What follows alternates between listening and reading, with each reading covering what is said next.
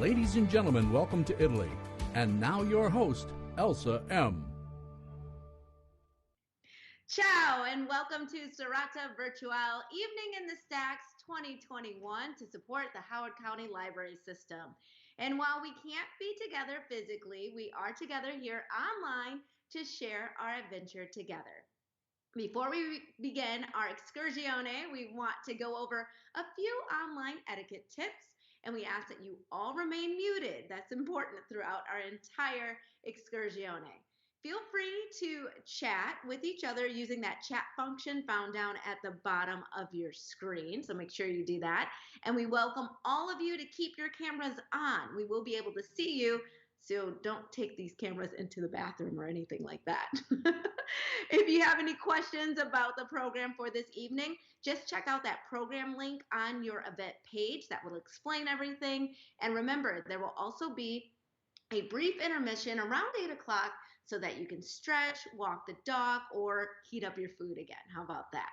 So we have several chat and host moderators here to assist you for any other questions. So if you get a little bit lost, you can use that. And if you need additional technical assistance, we have a help desk located on the main event page. And if you have a friend who got lost on their way from the couch to our excursione, well, let them know that the help desk is here to assist them as well. Now that we've got that out of the way, a few other tour tips so that you can all participate for what we have planned today for our excited excursione. Be sure that you have your benefici, that is Italian for our swag box or bag. Have that nearby. Uncork your bottle of vino and pour yourself a glass of wine. I've already got mine ready to go here. And also mix up your Tuscan Sun drink kit. Use that coaster found in your benefici and have your cena, that's Italian for dinner, warming instructions handy so that you are ready to have that meal shortly at your leisure. Also, make sure you grab a pen or a marker and play along with our Serata Virtuale bingo card. We are going for the full card tonight because we have quite an excursione planned for you all. And be sure to visit that photo booth. We want to see your beautiful smiling faces and all of your outfits. Share your photos with us. Just open that link found on your event page and then post your photos for all of us to see on social media. Also, check out Cocktails for a Cause and consider purchasing one to enjoy this week ahead as well. And finally, make a donation to assist us in raising funds for Howard County's library system. As we begin our evening by thanking all of you who generously made this event possible, I think I just lost my little script here. Hold on a second. There we go. Okay, we are moving right along. This is what happens when it's virtual. How about that?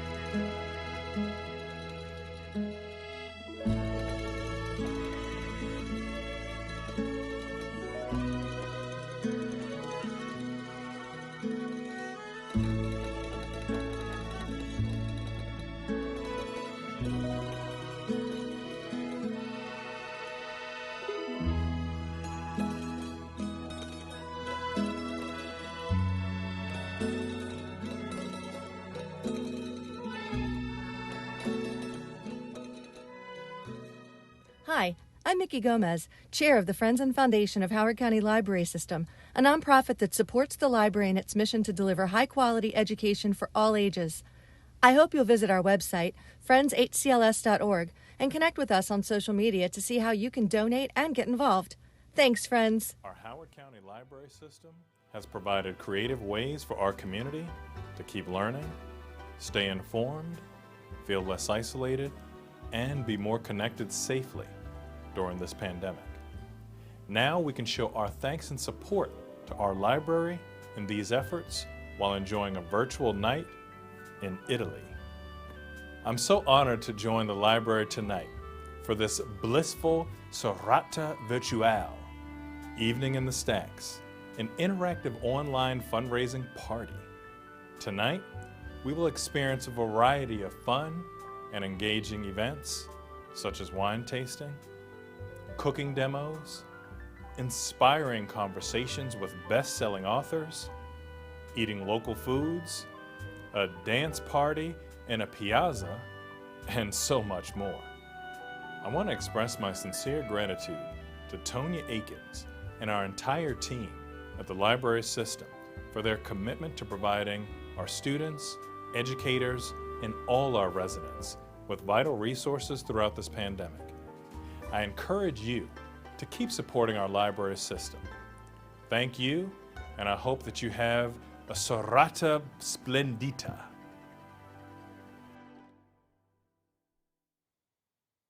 I feel like we've all been transported already. Thank you so much for that sneak peek, Dr. Ball. And we have a full evening plan for everyone. So let's get started. We'll begin by introducing you to our first author. Following her presentation, we'll open it up for questions. And we encourage you to ask any questions for her by typing them into chat. Our Q&A moderators will be assisting us, so Pauline can answer them after her presentation. Pauline Fromer is the co-president of Fromer Media, which operates Fromer's Guidebooks and Fromers.com with her father, founder, author Fromer. How are you? I'm doing good. Ciao, I should say. Nice to see Ciao, you. I'm so happy to have you here. You look amazing, totally ready for the night. And so we want to hear from you. Tell us a little bit more about your amazing book. Well, I wanted to tell you a little bit about the Frommer guidebooks in general, just so you know where we're coming from. So in 1952, my father graduated from Yale Law School, and the day after he graduated, he was drafted into the Army. Uh, Luckily, well, I should say the Korean War was going on. It was a very bloody war, but very luckily, they discovered that he spoke both German and Russian. So instead of being sent to Korea to fight, he was sent to Germany pretty much as a spy. And while he was there, he started traveling all over Europe. This was not what his fellow GIs were doing, because you have to remember, Europe was in rubble at that point. World War II had just ended, and his fellow GIs felt that it might be dangerous to travel. If they didn't have enough money, that things could go wrong. But he didn't follow that, and he started traveling all over. And when he would get back to the base, his fellow GIs would pepper him with questions. And he thought, well, maybe I'll write a little book. And so he wrote a little book, self published it. It was called The GI's Guide to Europe. And then a couple of years later, when he got out of the army and was working as a lawyer, he thought, well, maybe civilians would be interested in this. And remember, when he was traveling around, Europe was totally empty of visitors at that point. So he wrote a little book called Europe on $5 a Day, which became the best selling guidebook of all time and changed his life. Today, we have hundreds of authors all around the world writing our books. We hire the best local journalists. So I mostly have authors in Italy writing about Italy. I write the New York City book because I live in New York City. We've sold 75 million over the years. Though right now we are hibernating our books because we think that the world is going to change so drastically because of COVID. we want our books to be written post COVID so that they can reflect the changes. But what we are doing is we're on fromers.com. We're always covering the uh, travel news there, culture, cuisine, art history, all of that good stuff you can read about on fromers.com. We also have a podcast. And recently on my podcast, I had Frances Mays as a guest. She is the author of Under the Tuscan Sun, that wonderful memoir about living in Italy. She now has a full book out, and she said something pretty radical to me. She said that she feels that Italy is the most diverse country on earth. Now, how can that be? Italy is only the size of Arizona. It's not that big a country. But you have to remember that Italy was dozens of distinct municipalities and principalities until 1861, when Garibaldi created one country from it. So when you lived in Italy, you probably lived in a tiny town. If you lived in a papal state, you would need a passport just to go to the next valley. And so what that meant is Italy is this nation with really, really complex and rich traditions of cuisine, of art, of architecture, and each little area is often different than the next. I was actually talking with our Rome and Tuscany author to prepare for this, and she told me she was sitting in her house. She actually lives in Umbria, which is the region right next to Tuscany. And she told me that from her window, she could see Tuscany, but legally, because they're in lockdown again, she couldn't go there. So once again, Italy is kind of these little fiefdoms until the pandemic passes. So there are 20 regions of Italy. I can't discuss them all because that would take all night. So I wanted to introduce you to just a couple and tell you a little about the country in general. So back to a map of Italy. If you look at this map, if you drew a line between the L and the Y, below the Y, which is right below Rome, would be one of the would be one of the poorest countries in all of Europe. Above that line, which is where Rome, Florence, Venice, Milan is, that is one of the most rich countries in Europe. So you get a very, very different experience when you go to different parts of Italy. So, say you go way up to the top to the Dolomite Mountains. This is a place that was under the Austro Hungarian Empire until 1861. And so it still has a lot of feeling like you're in Germany. Instead of things being cooked in olive oil there, to give an example, I mean, there was no olive oil in that region. It wasn't grown in that region. And so things are cooked in lard or they're cooked in butter. It's a place with some incredible spas. And when you're in the spas taking the waters, you can always tell who the Germans are. They're the ones walking around stark naked, whereas the Italians are giving them the side eye in their chic bathing suits. But it's an incredible place also for hiking and for biking. It took 2,500 men about 10 years to create the roads in this area. But because these men were the uh, descendants of the Romans, the people who created road building, some of the most glorious roads for road tripping in the universe, or maybe in Europe, we should say. Now, here's another gorgeous photo that my husband took when he was hiking there. All right, going down to the bottom of Italy, you have Sicily, which is one of my favorite places on earth. Now, I was saying that the top was very influenced by the Austro-Hungarian Empire. The bottom was influenced by everyone because everyone invaded, settled, and then left Sicily. the Carthaginians, the Romans, the Greeks, the Bourbons, the Normans. That's why you can be walking around Sicily and suddenly you'll see people with shockingly blonde hair. They are the descendants of the Normans.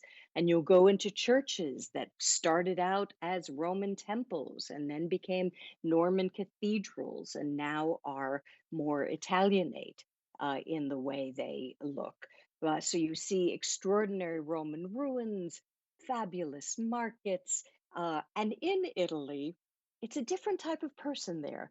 The Italians who live in Sicily are somehow like the Italians on steroids. They gesture with their hands more than usual. They're even warmer than usual. And they're thrilled to see Americans because many Sicilians went to the United States and a lot of them returned, or they have relatives in the United States. So they feel deeply connected to us. Now, one of the reasons I wanted to talk about Sicily today is at the very beginning of the pandemic, and this is a scene from Palermo, our first one with the beautiful ruins, that was Taormina. At the very beginning of the pandemic, the Sicilian government realized it had already lost $1 billion in tourist revenue. So it decided to put aside 75 million euros to subsidize travel there. Now, this being Sicily, the details are still a little scarce, but supposedly soon you'll be able to go to the Visit Sicily website and learn about a special voucher program, which will give you one night free for every three you book in Sicily, as well as free entry to every ruin, every museum, everything that they have in Sicily. It will be free for a period of time, and hopefully that period of time will fall when we can go back to Italy. But of course, tonight we are discussing Tuscany. Tuscany is probably the place that we Americans think of when we think of Italy. I think it's been represented the most in films and in on TV. And rightfully so. It's one of the most gloriously beautiful agricultural areas on Earth. And one of the things that makes Tuscany so remarkable is that you have these extraordinary towns which are filled with the arts that you usually don't see outside of major cities. Now, I cheated a little bit. I'm showing you a town from Umbria, which is right next door to Tuscany. This is San Gimignano. It's known as the Manhattan of Italy because of those great medieval towers. But when you go there, you really can experience La Dolce Vita. I recommend renting a place and then using it as a base to take road trips to different places. If you can, you want to always go in October or September. That's the best time of year for Tuscany, I think, because that's when the harvest is happening. And so there are these extraordinary harvest festivals going on that you are welcome to go to.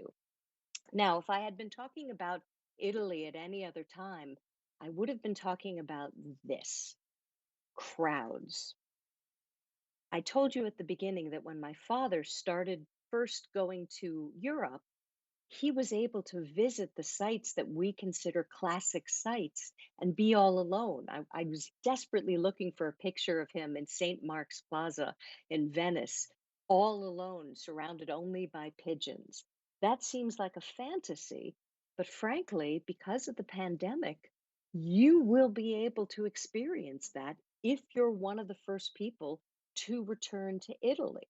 So it's an extraordinary advantage travelers will have once the borders are opened again, because it's going to take a while for tourism to gear up.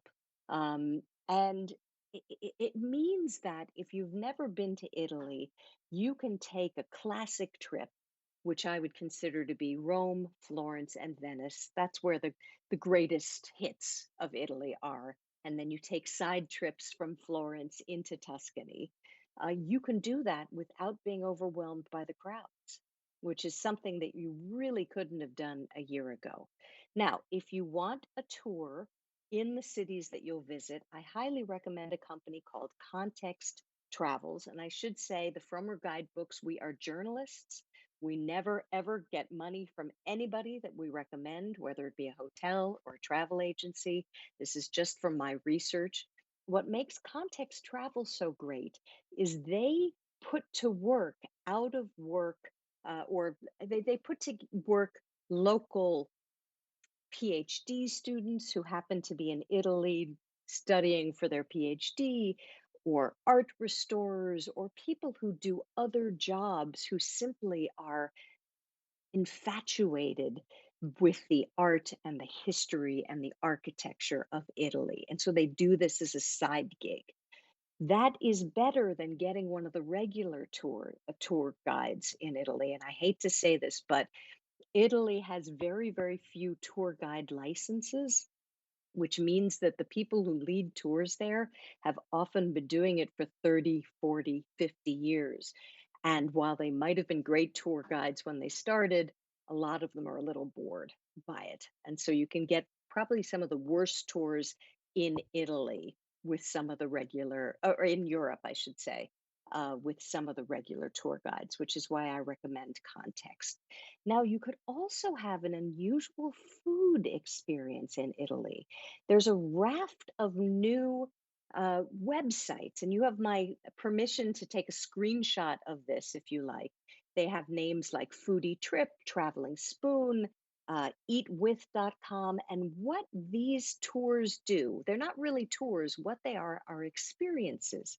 You might, for example, go and have a meal with the best home cook in Palermo, Sicily, an Italian nonna who's been cooking for her family for decades, who now welcomes tourists into her home. And you'll watch her cook the meal, and then you'll sit down and eat with her. And you'll have an extraordinary experience because you'll be able to see the inside of an Italian home and get advice right from an Italian. And you'll be warmly welcomed. That's the thing about Italy. I think they're the most generous, kind, loving people in Europe, and you get that feeling when you go there. You are an honored guest wherever you go. If you want more of a tour, if you're nervous about putting things together fully, if you don't want to just pick up day trips, there's two websites that I like, stridetravel.com and tourradar.com. These are sites that are marketplace sites. So you go to these websites, you put in, I want to do Rome, Florence, and Venice in October for 10 days, and then they will surface 15 different tours. And you'll see that one costs $2,000, another costs $1,000 because they'll have different things involved. Some might have all of the sightseeing included. Some might sell you extra packages, but the nice thing about these sites is they also include reviews from actual travelers who have gone to Italy on these tours. My big advice if you decide to take a tour is do one where not all the meals are included. That might sound counterintuitive, but when you do a tour in which all of the meals are included, you sometimes get much worse food because you only get to go to the restaurants that can take a tour bus arriving with 40 Americans in it. These are the places that the locals have abandoned ages ago. So you want a tour that will take you around during the day, and then in the evening, it sets you loose so you can stroll in the piazza, find a place that clearly is beloved by locals, and have one of the best meals of your life. So that's my presentation. I'm happy to answer any questions you may have. So please let me know. Yes, Pauline, I think we are all ready to pack our bags. I know I am, and I'm extremely hungry right now, too. You have whet our appetite. All right, so questions that have come in already. I'll give the first one. What is your favorite place to visit, or where's your favorite place to visit, rather? And what's been the trickiest place to write about? Wow, I'll start with the second question. It's always tricky to write about places you love because you don't want to gush too much. You have to write in a way that the person reading you will understand that you are impartial, that you're a journalist. And unfortunately, nowadays, most of the travel information you'll read online is disguised marketing. You read an influencer, they've been paid to go to that place. Not when you read a Frommer's Guide. So I think it's tricky to be really enthusiastic without sounding like you're paid. Now, which place do I love? I do love Sicily. I gotta say, my then 12-year-old daughter got ill in Sicily, and we were in a little restaurant in the town of Agrigento. Agrigento is this a town with these extraordinary Greek ruins, and we went from the Greek ruins to the restaurant. And she got ill, and the man insisted on closing the restaurant and taking us personally to his doctor. And just the extraordinary generosity that was shown to us won my loyalty to Sicily. It's one of my favorite places, and just also because there's so much variety there. You'll see ancient Roman mosaics, Greek ruins, Norman temples, and when you drive around, the best roads ever because they were all created by the mafia, who have the corner on the governmental contracts. All right. That's a little trivia fact that we didn't have before there. I like that. What tips do you have for first time travelers overseas? Wow. Well, he- it's a strange world. So this is going to sound like an alarmist tip, but I don't think it is. Make sure you know where the American consulate is, and make sure you have their contact information. I was just speaking with somebody from the State Department on Thursday, and he said that those folks who got in touch with them, they were able to help when people had to leave because of COVID. Hopefully, we won't have a situation like that again. But I think that's a smart thing to do. And also recognize that tourism is one of the biggest industries on earth. By some studies, 1 out of every 11 human beings works in tourism on the planet. So, what that means is when you go to a place like Italy, where there's a very, very well developed tourist infrastructure, you're not going to be on your own. You will have people helping you. You will have people to guide you. You will have people who want to welcome you. So, don't feel like just because you're a first timer that you have to uh, get a tour or put your planning in someone else's hands. If you have a good guidebook, and I have some suggestions on that, you should be absolutely fine as a first time visitor. But the other thing I would always recommend is bring travel into your life months before you travel. Go to the library. Get Yeah, great novels set in the destinations. Watch oh, movies set in the destinations. That will absolutely. make your trip much richer.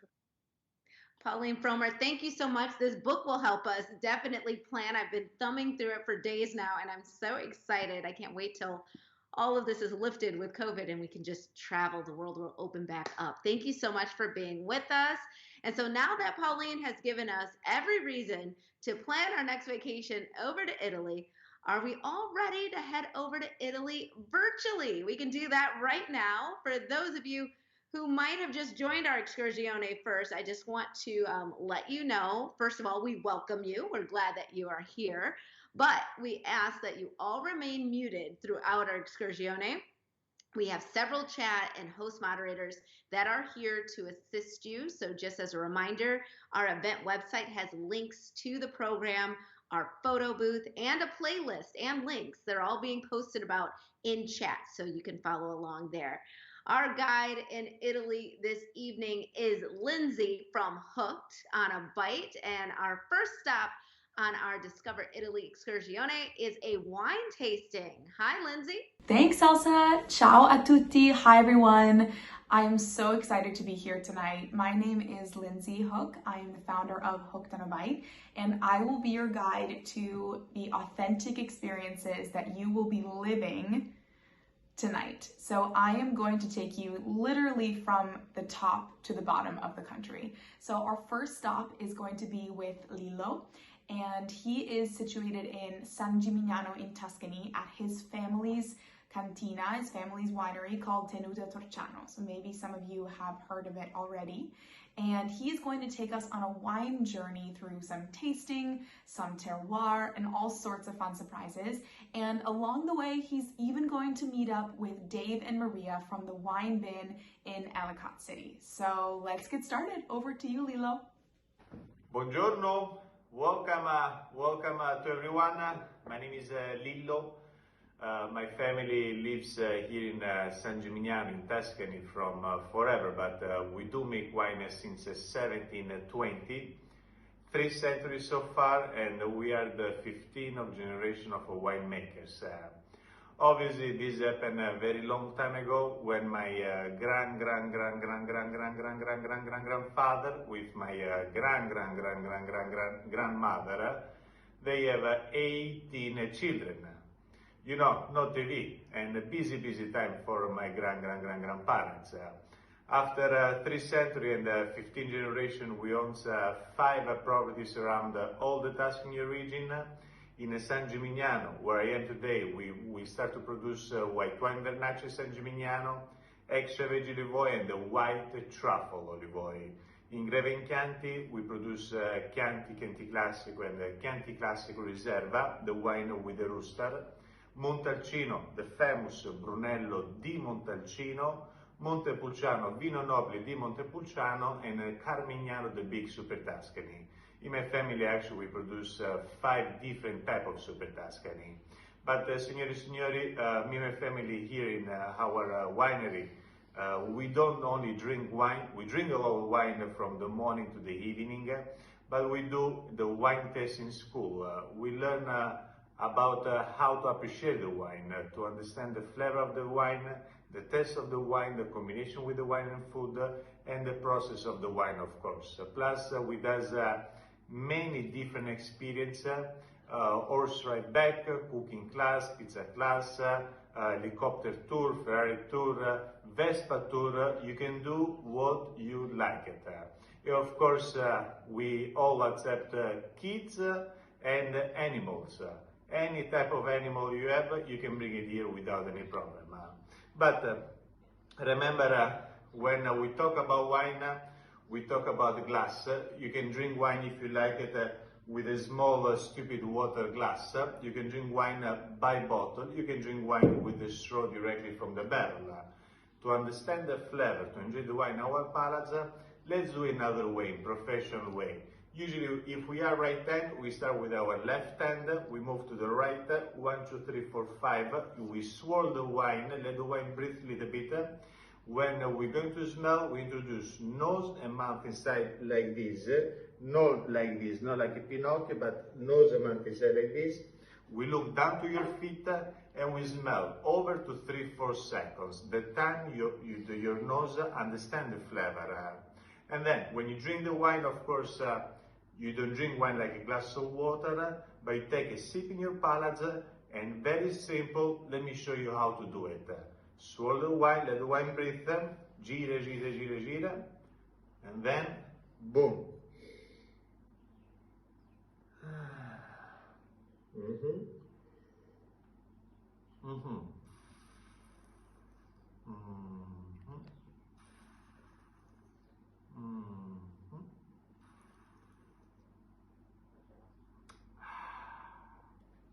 Very simple. And then when you finish your drink, from the right to the left side of your table. Very simple. Here we have one of our Super Tuscany, one of our cherry on the cake, we call it, because it's one of our best Super Tuscany. It's called Terrestre. It's composed with 5 grapes. We got the Pinot Noir, Cabernet Sauvignon, Cabernet Franc, Shiraz and Merlot. 1 year in a French oak and 3 years in an olive wood, olive barrel. 7 months as a peanut bottle. It's a special event wine, special wine for special moment, anniversary, birthdays, Christmas, New Year, something you want real celebrate. Our terrestre, about 9 years ago, got the gold medal in New York in a Madison Square Garden with a 96 point spectator wine spectator. This type of Super Tuscany, you can age it from 60 to 70 years without any problem, but it's the type of Super Tuscany, again, you open to celebrate something in your life, in your everyday life. I have friends, they open this wine every day because they told me, Lillo, we celebrate every day something. Life is life, and we need to enjoy it. Remember the carpe diem, seize the day, enjoy the moment. This is a terrestre Super Tuscany. But as you see, we produce Chianti Classico, Morellino, Rossi, Montalcino, and Brunello, Chianti Classico Reserva, Super Tuscany, and more and more and more. Plus extra veggie olive oil, truffle olive oil, 30 years old vinegar balsamic, and plus some Prosecco dessert wine, and more and more and more. I wish told you everything we produce here, but my thought is always you have to come here and touch it with your hands all our production, from my grandmama recipes food, my grandmama lasagna, ribollita, everything we prepare in the kitchen, to all the wines olive oil e balsamica. Signori, now we're going a little bit outside. I would like to show you something more, and grazie e alleluia. Let's go out right now. Here is some of our different labels we made. My auntie actually is the one that created this beautiful label. This is our 300 years anniversary of the family wine. Let me show you, and boom, proprio illo. And Alberto, let's go out and we show to everybody something outside. Please.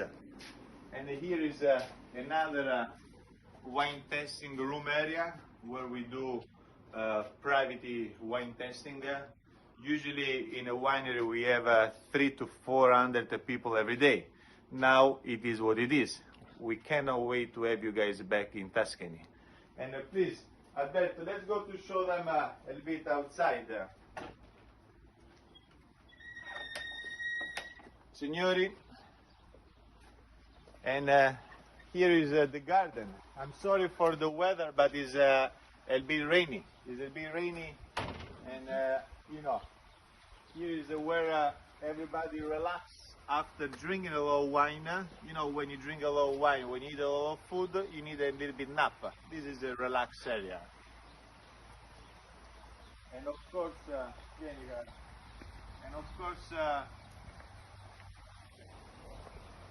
we does more wine tasting outside here.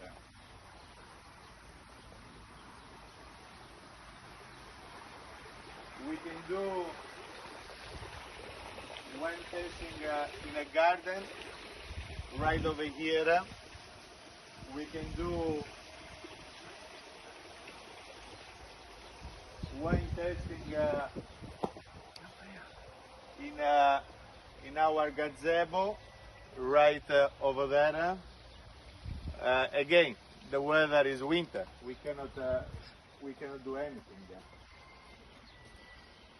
And we are one of the 4 wineries all over Italy. We do also have a circle vigna where we do wine tasting inside the circle vigna. Here we have some animals, some peacocks. Is a mama and the daughter, the little daughter. Papa is somewhere over here. Here is the papa. Where's the papa? This is the father of the small peacocks. And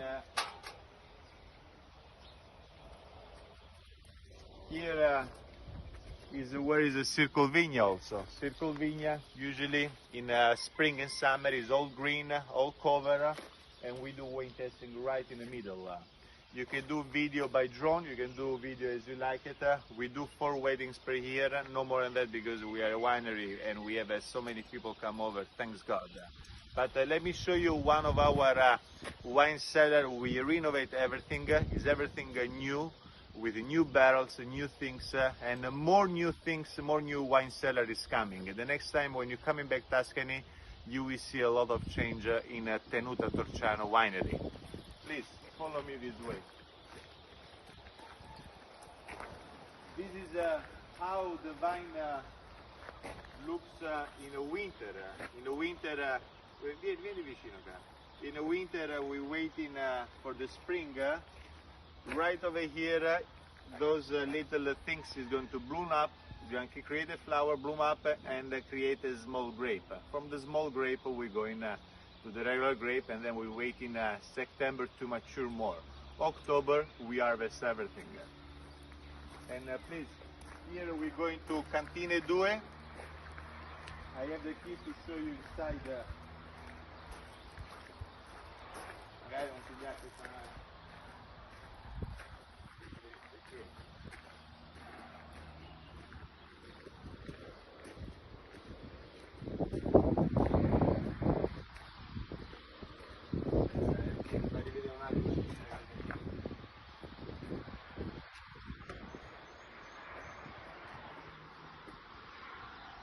Signori, let me show you something new we have in our family. And boom! This is our one of our 3 new wine cellars in the Tenuta Torciano winery. Here we age some of our Super Tuscanis.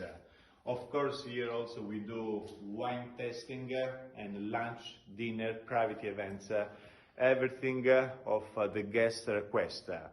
The secret is always feel like home. My grandmama told me one day, Lillo, remember, give what you like to receive, and always we're going to do the best for that. Here is some of the example of the wine tasting from the Vernaccio di San Gimignano, Chianti Classico, Brunello di Montalcino, 100% Sangiovese, Cavaliere Super Tuscany, Baldassare Super Tuscany, Bartolomeo Super Tuscany, and of course the famous Terrestre, which come with my family crest and my uncle's signature. My uncle Pierluigi, which is the owner of the winery, is also the winemaker of this beautiful wine. Well, I think that, Lillo, that is an amazing story. Your winery, it's very impressive. I would like to try your Brunello. That's one of my favorites. Smart, very smart. He's lying. He wants to try the truffles. Oh, yeah, I want to try truffles too. Yes.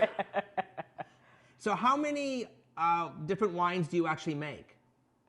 In my family, we produce today we produce 27 different type of wines. Wow. Today. Wow. And what is your favorite? Do you have a favorite? Me personally, I cannot say my favorite because I'm very moody. I grew up with a mama, which my mama in our family was 12 of us in a house. She cooked for everybody the same meal. Me, I come and say, no, I don't want this meal. I want something else because everybody else having the same things. And she always make me something completely different of everybody else. And I grew up very moody. Some days I want reds, like a heavy full body reds.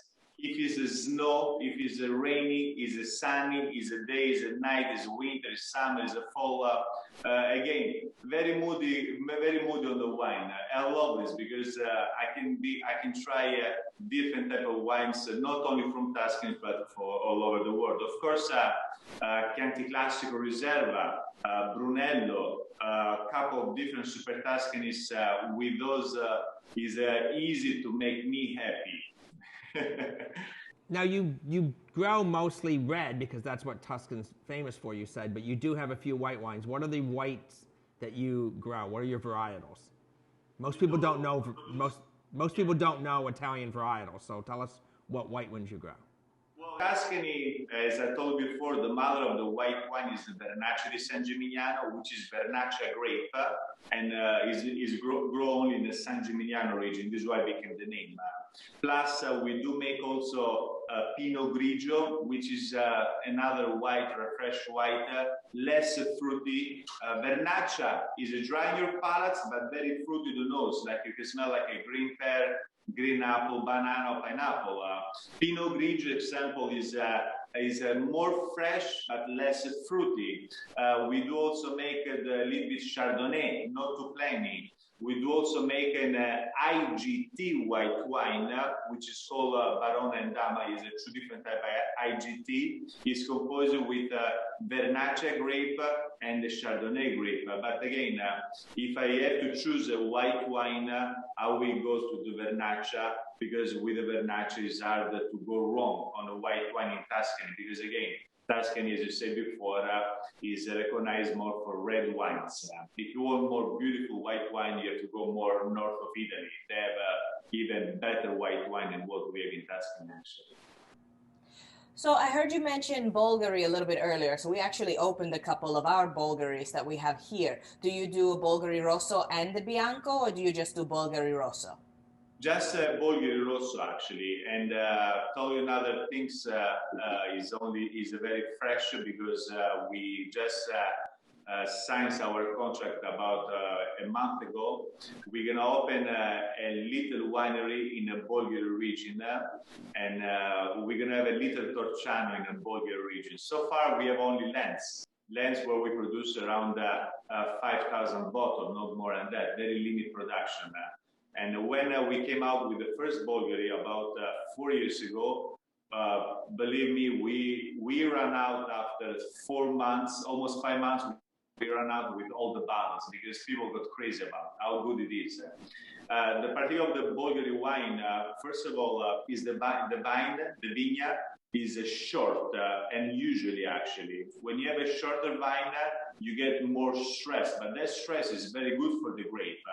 Plus, you are near by the sea. In this way, you get the breeze of the salty water, which give to the wine refreshing flavor in the wine. In fact, if you drink Bulgari wine, you close your eyes, you can feel the refresh of the ocean, the breeze of the salty water, how refresh on the nose it is. Wow, thank you so much, Lilo, Dave, and Maria. I really enjoyed the scenery. I honestly felt like I was there, and I definitely learned a lot along the way. So I know you have a lot of other fun things coming up, so I'll pass it back to you, Elsa. All right, and thank you, Lindsay, Lilo, Dave, and Maria for teaching us about Italian wine. The winery is definitely beautiful. We all wish we were there right now. And the selection that Dave and Maria picked out for our dinner for this evening is wonderful as well. I have not opened it yet because I was a little paranoid about getting red teeth as I was doing this, as I was emceeing, but I guarantee you it will be open by the end of the night. It is from the same region as was featured in our pre-event video segment from Joe Barbera of Aida Bistro and Wine Bar. So check out that video later by bookmarking that link in the chat. And for those of you who missed the original flight due to technical difficulties, we say ciao to you now. We will send you a link to see what you missed so far, but we welcome you and ask that you all remain muted. Just a reminder, throughout our entire excursione, we have several chat and host moderators here to assist you if you're having any sort of trouble with that.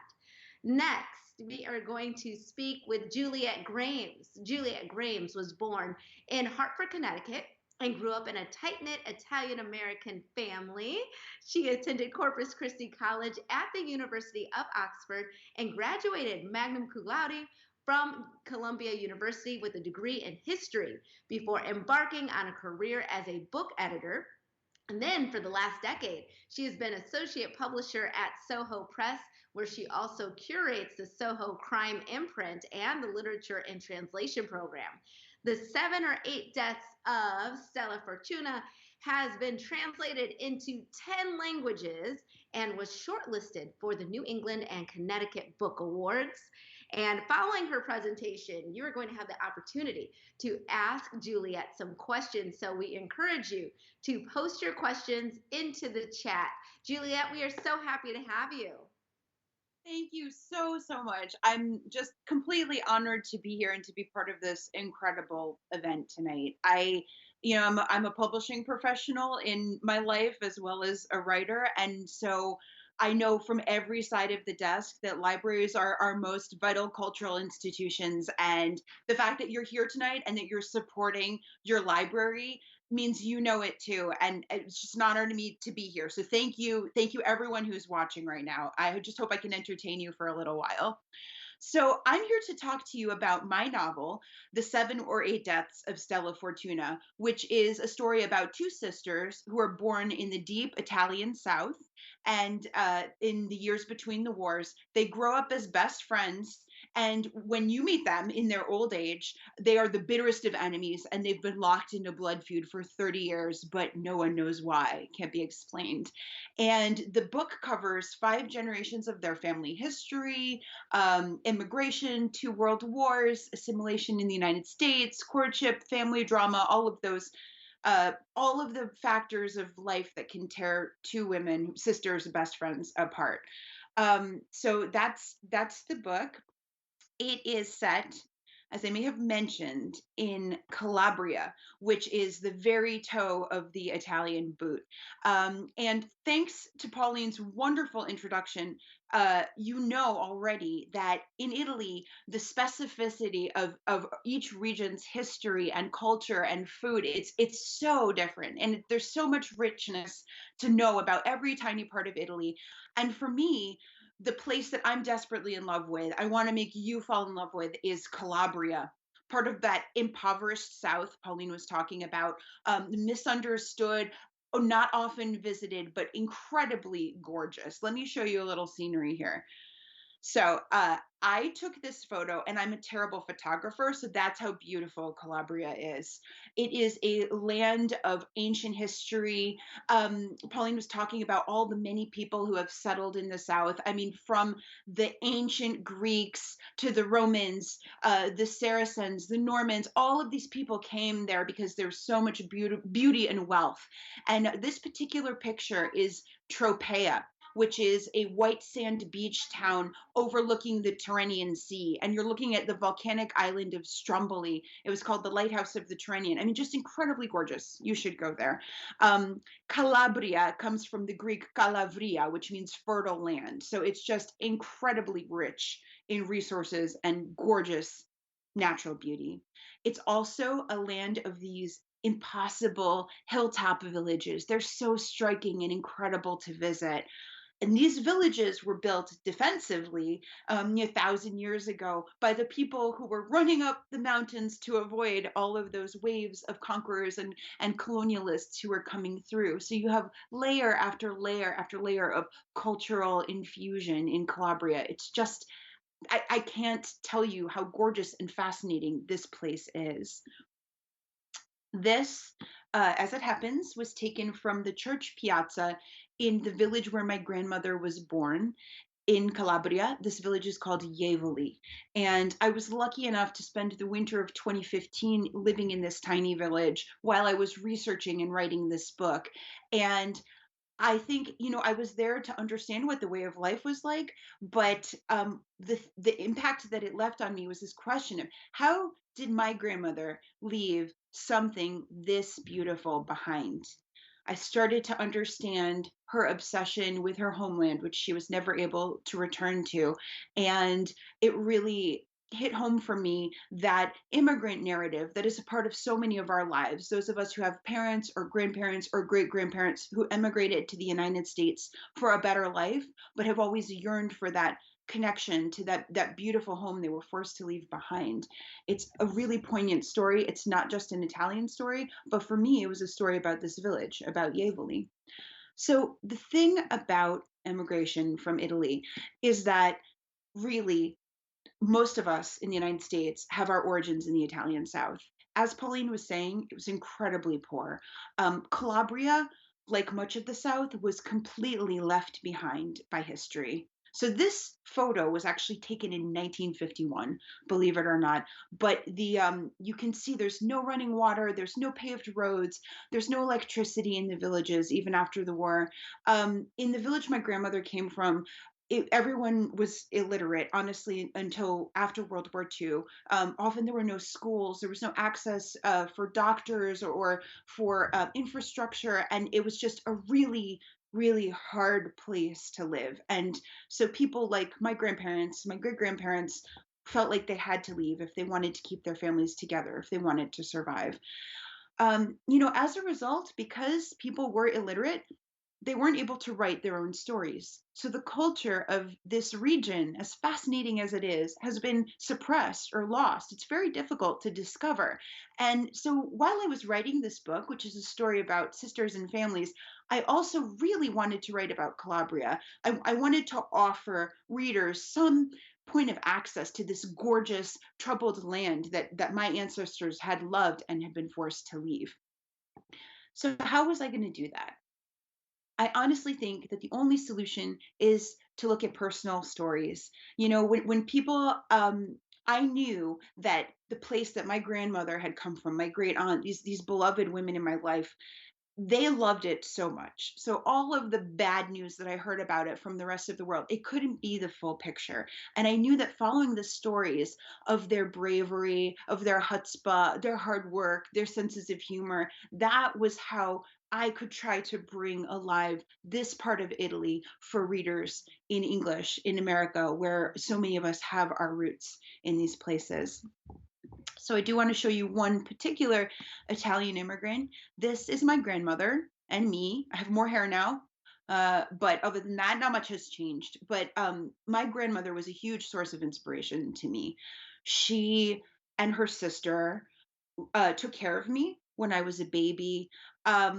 They were a huge influence. Actually, let me just show you a picture of both of them together because they were such pretty ladies. There you go. This photo of them was taken in 1940, the year after they had arrived in America and settled in Hartford, Connecticut, where there was a large Italian enclave. But they were best friends. They married a pair of best friends. My grandmother had many, many children, and my aunt was unlucky in fertility. And what was a heartbreak for her was really fortunate for the rest of us because my mom's generation got to have two moms because she was there raising them with my grandmother. My generation got to have two grandmothers. They were just really tightly knit, and they took care of me when I was a baby. As I said, they taught me their dialect, their songs, their stories.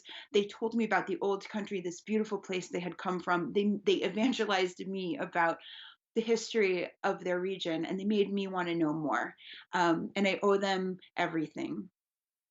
And this photo was taken in August of 1988. And I love it so much. But unfortunately, I have to tell you that it is the last happy photo that was ever taken of these two women. Because 4 months later, my grandmother had an accident and she sustained a brain trauma that almost killed her. The only way that her life was saved was through a lobotomy. That was at the time an experimental procedure, but which she survived against all odds. My grandmother was a great survivor.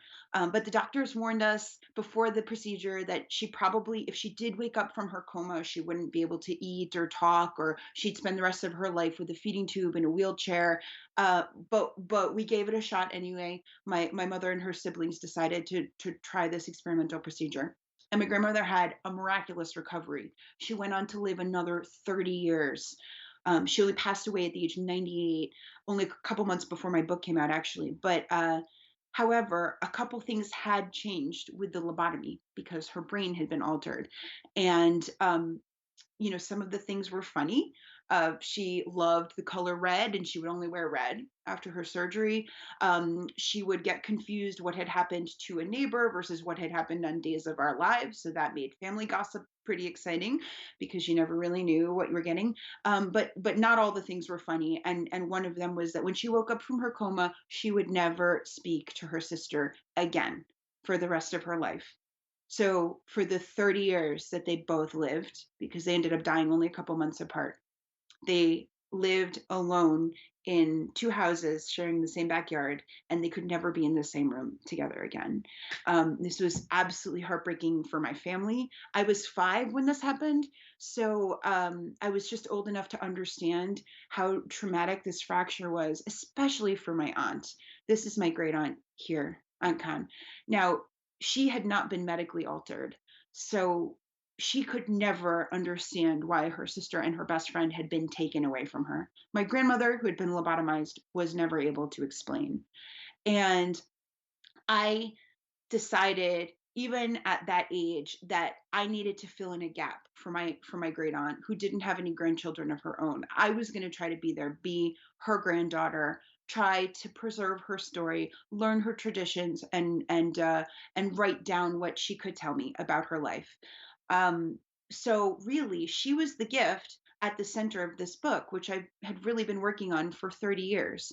Stella Fortuna is a fictional character, and the novel is a fictional story about a family that emigrates from the same part of Italy that my grandmother and her sister did.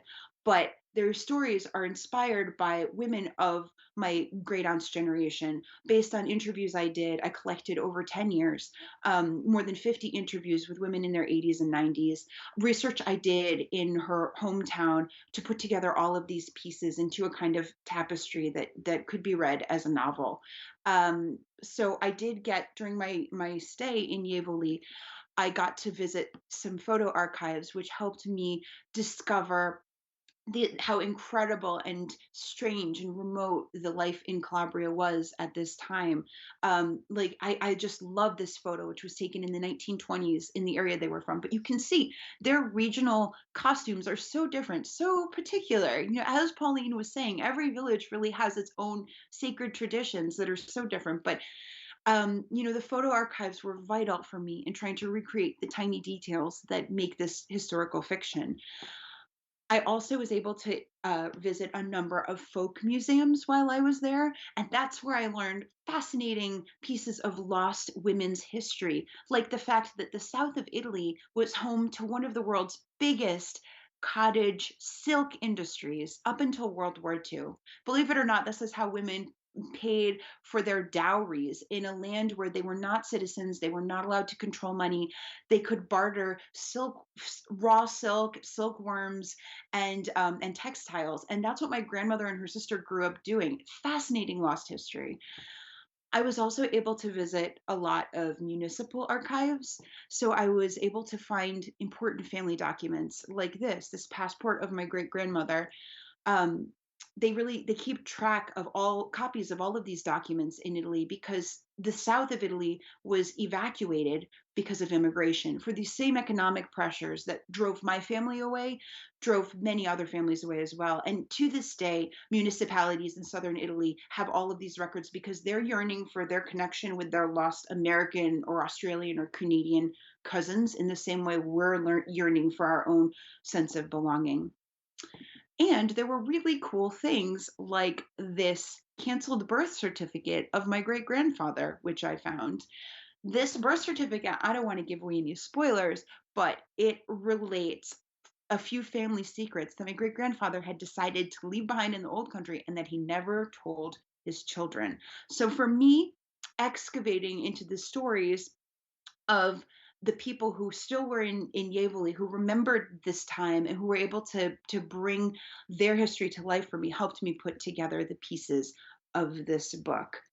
So I want to thank you so much for letting me be here today. Before we open up to questions, I just want to put in one more plug for your local library because um, you know, what makes my grandmother's story almost lost is also what separates Americans. The American dream has its heart in the public library system that we have here in the United States. It's an incredibly special system. It's something my grandmother didn't have. If she had had access to books, to education, to the kinds of services that are provided by your local library, her life would have looked really different. And this is something that we have to fight for and protect. Where our tax dollars help, it's wonderful. But every county with its own library system to support, I mean, for us to come together and to preserve these vital institutions, it's our honor and our privilege. So I just want to say again, thank you so much for having me tonight. I hope that you enjoy Stella Fortuna. Absolutely. Juliet, what an amazing story you have. Of course, we're getting a lot of questions. I can only ask a couple, though. And I think one of the most important ones is which authors influenced you most? God, how do I even start there? I have to say that probably my three favorites of all time are Toni Morrison, Kazuo Ishiguro, and who am I going to put in? Maybe Michael Chabon? I don't know. I love big, meaty sagas. It's why I wrote a big, meaty saga myself. I love when you can sink into a book and when there's tons of details that bring a story to life. But yeah, that's just off the top of my head. And we have one more question I just want to ask you. Do you have any traditional family recipes that you have from your grandmother?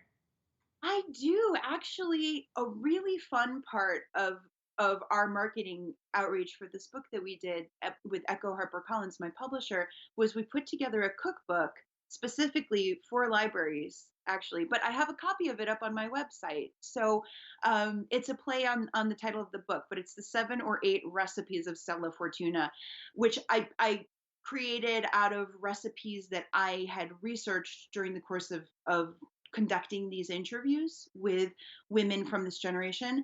I do have to say that a lot of the women I interviewed were really meek about telling their stories. They would, when I tried to get them to open up to me, they would say, "Oh, you know, my life isn't interesting. I have nothing to say." And that's always a challenge when you're interviewing someone. As journalists and other writers will attest, a lot of people don't think that they are interesting. So asking a woman to cook or to share a recipe was sometimes a way of breaking ice, because it would be offering them a place of confidence for them to start a conversation. Plus, it would help demonstrate their day-to-day realities. It would help pull out details of what their life was like, what sourcing food was like, what making food was like for their families, how they filled the hours of their day. So really, honestly, recipe collection became a really vital part of my research. So I do recommend to everyone to, heritage recipes are wonderful. Want to make sure you hold on to that. Juliet Grames, thank you so much for being with us tonight. Thank you. What an engaging conversation with Juliet Grames. Now it is time to get up, stretch your legs, take a short break, but feel free to stay right here and check out some of the fun photographs that you have all been submitting to the photo booth tonight. Check out that event page to purchase a book, a wine pull, or a Tuscan Sunshine drink kit. It's also a great time to heat up your dinner in case it got a little cold. You can do that now too. We can't blink the lights like in the theater, so please just make sure that you're back on your couch and ready to go for our next adventure in 5 minutes. And when we return, we will have a chef demo from Italy, a conversation with Adriana Trigiani, and we will hear from our CEO, Tonya Akins, and more.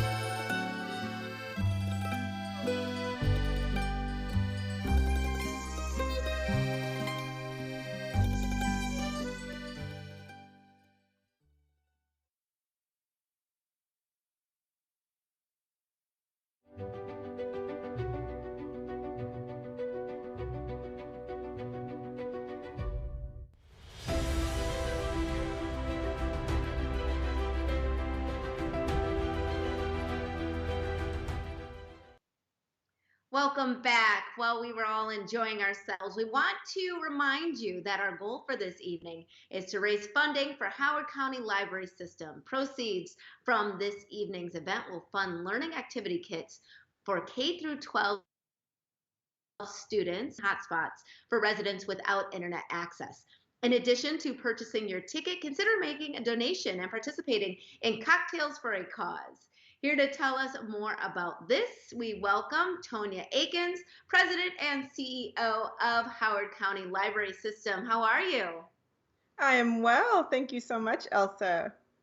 I'm so happy that you are joining us, obviously. Why wouldn't you? You are the president and CEO of the Howard County Library System. But I selfishly am just happy I get to talk with you again. Of course, you were on my show, Midday Maryland on WMAR2, giving us a preview. But we want to hear more about all the great work that you're doing. Thank you so much. And it's great work across this amazing team for the amazing community that we have the honor to serve. Time and time again over this past year of the pandemic, hearing from customers who are just so grateful for the ability to stay connected and learning and taking advantage of all of the great work that the team is doing. Your support this evening, thank you everyone for being here, is so very vital.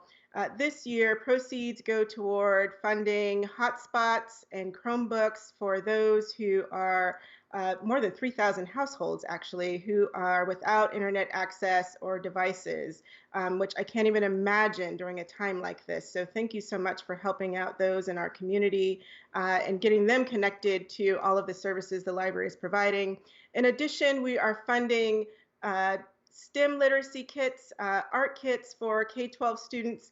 This fun little guy here, his name is Artie, and he teaches students how to do coding.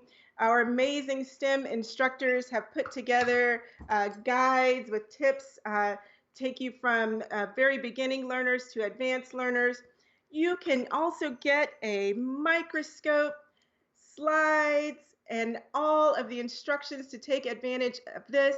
You know that a lot of our kids learn well in the virtual space, but many are hands-on learners, so the importance of having these physical kits cannot be understated.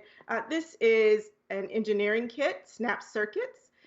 There are tons more, all kinds of learning, all kinds of interest to inspire creativity and get our kids excited about learning. Thank you so very much for your support. We're so glad to see you all here this evening. I hope you are enjoying it. We're honored. Thank you. Grimm & Parker Architects is honored to be a sponsor of this year's Evening in the Stacks virtual edition. We have had the pleasure of working closely with Howard County Library System for over 30 years, from the design of the East Columbia branch to the Charles E. Miller branch and the most recent Elkridge branch and Do-It-Yourself Education Center. We wish Howard County Library System continued success and excellence in their mission to provide accessible and public education for all. Our next stop on the tour is a visit with Chef Francesca, and during our visit, we will be escorted by Chef Kyle of La Prima Catering here in Maryland. La Prima Catering prepared the meals for this evening. Lindsay, how are you? I think that it's pretty late in Italy, but what time is it there, or what time is it there rather? And what will Chef Francesca be cooking for us with Chef Kyle this evening? Hey Elsa, it's after 2 a.m. here in Italy, but we like to eat late, so that's okay. I am really excited to have two amazing chefs here with me. So we have Chef Francesca from Agriturismo di Aceroni, that was a mouthful, in Tuscany, Italy, just outside of Volterra. And we have Chef Kyle, who is the owner of La Prima Catering in Maryland, who has made your delicious meals tonight. So Francesca will be showing us her nonna, her grandma's recipe for pappardelle pasta. And Chef Kyle will be preparing a sauce to go along with it. So I don't want to ruin the ending for you. I'm sure there will be lots of fun and stories along the way. So let's go ahead and give a warm welcome to Francesca and learn how to make some pasta. Ciao a tutti, hi everyone, I am Francesca, I am the chef for the Agriturismo di Aceroni in Tuscany. Today I show you my pasta, my fresh pasta recipe. I start with two kinds of flour, 00 and durum wheat, and I mix together. Then I put inside a pinch of salt, because fresh pasta don't take salt from boiling water, and it's very important that you put salt in the dough. Then I make the hole in the center with my finger, and I put inside the eggs. I use 1 egg for 100 grams of flour, and 1 egg and 100 grams of flour, it's 1 portion of pasta, 1 Italian portion of pasta. And this is the recipe your grandma gave you? No? Oh, this is my grandmother recipe, and I put inside also a circle of extra virgin oil. This is important for the texture and for the flavor. And now I start to work.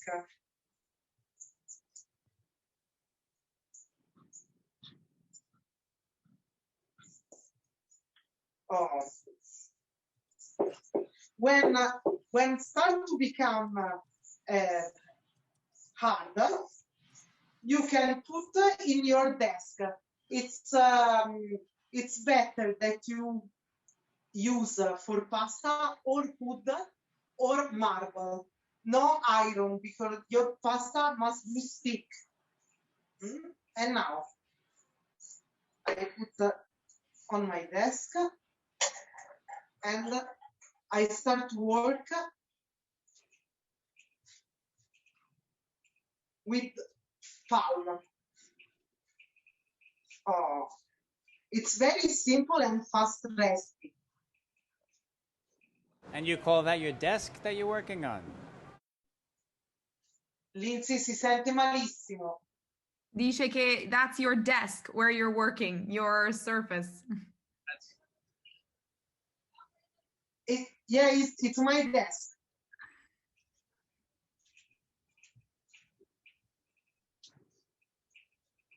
Oh. It's better that you make your pasta today, your dough today, and use tomorrow, because the gluten must be relaxed in your fridge, and for you it's more simple to work with the roller by hands. My grandmother had 93 here, and work and make pasta by hand with roller. Normally I use the machine. It's more simple for me, but not for her. Oh, now the dough it's ready, and we start to roll. And I start to roll. I use some flour.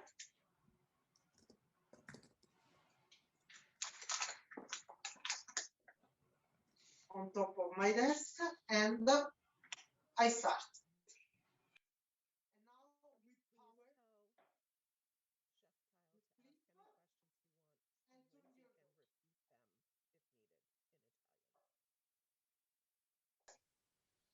And now flip and turn. And this is how you do all your pasta by hand? E Franci chiede se tu fai tutta la pasta a mano. Yes, I make the dough by hands, but I prefer to use the machine for rolling. Oh. Did your grandma ever use the machine? E nonna non usa la macchina? Never. Never. Only by hands. And she is very fast and better than me. I try to help sometimes, but she is not helping. In Italy, normally we make fresh pasta Now only in the event for Christmas time, in Easter time. But when I was child, my grandmother made fresh pasta every Sunday. Because in Italy we eat pasta, normally we eat pasta minimum 1 time in a day, sometimes also 2 times, and if it's possible also 3. So do you ever just go to the store and pick up dry pasta? Ma vai anche al negozio a prendere la pasta secca? In Italia, normally we use dry pasta, and our dry pasta, it's without eggs. It's made with durum wheat and water, and then we dry it. In Italia, we have many kinds of recipe. Each family have his recipe for pasta, for fresh pasta. In the north of Italy, for example, use only the yolk and only 00 flour, our normal flour. In the south of Italy, don't use yolk and use durum wheat. In the center of Italy, we use polla. And I love to copy, to take my grandmother's recipe because I have the normal flour for the elasticity of the dough, and I have the durum wheat for the roof of pasta, and I have good pasta al dente, and can take many souls. So how long does it take to boil fresh pasta? Lindsay, sento lontanissimo, non riesco a capire. Vado. Quanto ci vuole per bollire la pasta fresca? Oh, it's very simple because you put your pasta in boiling water, and when come up, it's ready. Yeah, that's what I've heard that. But then you get some pasta that just comes up right away. Do you leave it in? Alcuni tipi di pasta salgono subito quando li metti dentro? Yes, different from the thickness of pasta. So you wait till For example, tagliolini, it's more fast than tagliatelle, than pappardelle. Or ravioli, it's very heavy and normally don't come up very fast. Lui dice quindi è importante aspettare che tutta la pasta salga, non solo qualche pezzo. Yes. All portion of pasta must to come up and it's ready.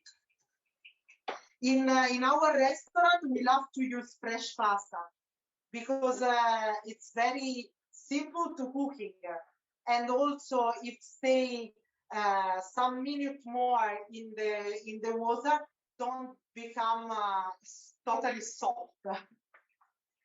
So no salt in fresh pasta water? No, only in the dough. It's not important in the water. If you like to put inside, you can put, but if you forget your pasta, it's just salty.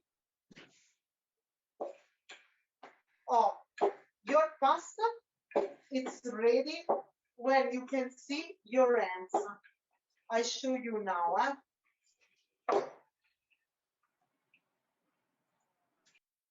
Because it's true, you can't just, with dry pasta, you can't just put extra salt in your sauce.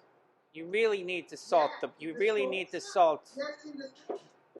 You make your traditional sauce for your fresh pasta, but you put salt only in the dough.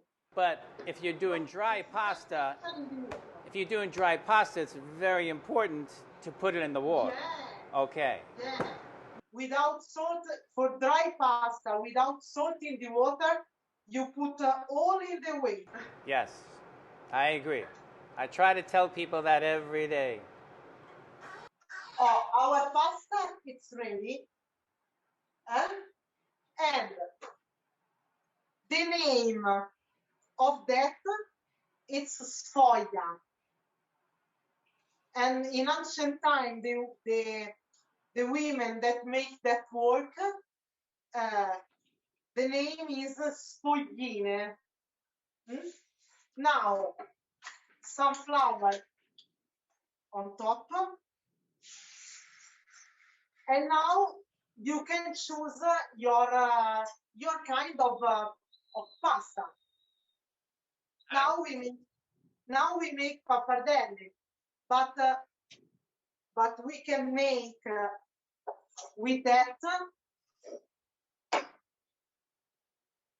you can make lasagna. 4 maximum 5 layers of pasta and bolognese sauce and bechamel, and that's it. Parmesan cheese only on top with some butter flakes. Then you can have the maltagliati, my favorite one because it's very simple to make. This is maltagliati, and this is wonderful with vegetable sauce. Normally without tomato sauce, artichoke, leeks, zucchini.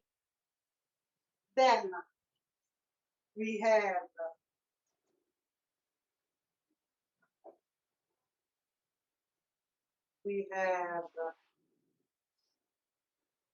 pappardelle. Pappardelle, it's my heart pasta. Because my grandmother made each Christmas with wild boar sauce. I think pappardelle is my favorite as well. Dice che è anche la sua preferita. I try to, most people don't, a lot of people don't know what it is, yes, and I try to tell them it's like a meaty pasta. It's really nice for, just fills you up. It takes in all the sauce. I love it the most. Dice che tante persone non lo conosce e quindi cerca di spiegargli che è una pasta proprio carnosa che prende tanto bene. It's true. In Tuscany, it's very famous, this pasta, because we make many important sauce. Deer, wild boar, bolognese. Our ragu, it's very heavy and with many extra virgin oil. And pappardella, it's perfect. I love because it's fat and take very good each kind of sauce. Yes, it's like its own meal. Normally we used to make pappardella 2 finger and tagliatella 1 finger. And pappardella is a little bit shorter than tagliatella. And then we make a sort of mace. When Lindsay tell me that you like to make pappardella, for me it's very strange because many people don't know this kind of pasta. Only in Italy I think to make that. Yes, it's going to be hard to make for 250 people too, but that's what we do in catering. Dice che sarà difficile farlo per 250 persone come fanno loro. Sarà impossibile. It's impossible. It's not difficult. I agree with you. Then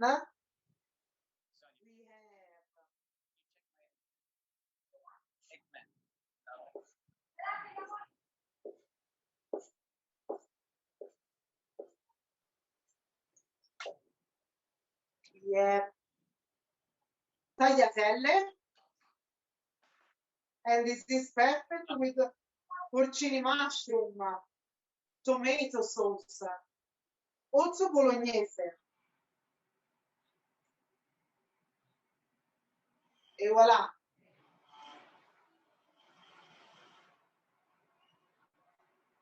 You made it look very easy.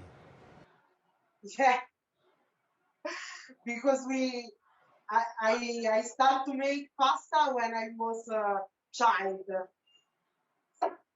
and now in my restaurant we make 30 kilo of fresh pasta in a week.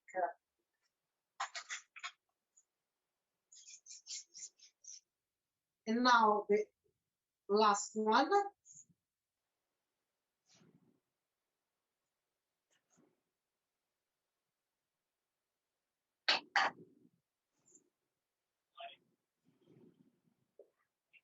Francesca, dopo che finisci questa pasta, toccherà a Kyle fare il suo sugo. Sì. Io posso intervenire sul suo sugo, Lizzy? Francesca wants to know if she can ask questions while Chef Kyle does his sauce. Yeah, of course, absolutely. Do I have to answer in Italian? You can answer in English. Francesca, puoi fare domande a Kyle in inglese e lui ti risponderà però in inglese, non in italiano. Dice. Ok. Allora, questi sono i tagliolini. This is tagliolini. And this is perfect with truffle. No tagliolini, no truffle. E va. Bene. Thanks so much. Thank you. I just learned something. Kai, it's your time. It's my time. Okay. Just going to finish off what you did. I'm boiling off some pasta right now. I'm actually roasting off some eggplant. I mix the eggplant with olive oil, garlic, some spices that I make. Oh, so I want to show you, actually we happen to be roasting off some tomatoes right now, if I can show you that.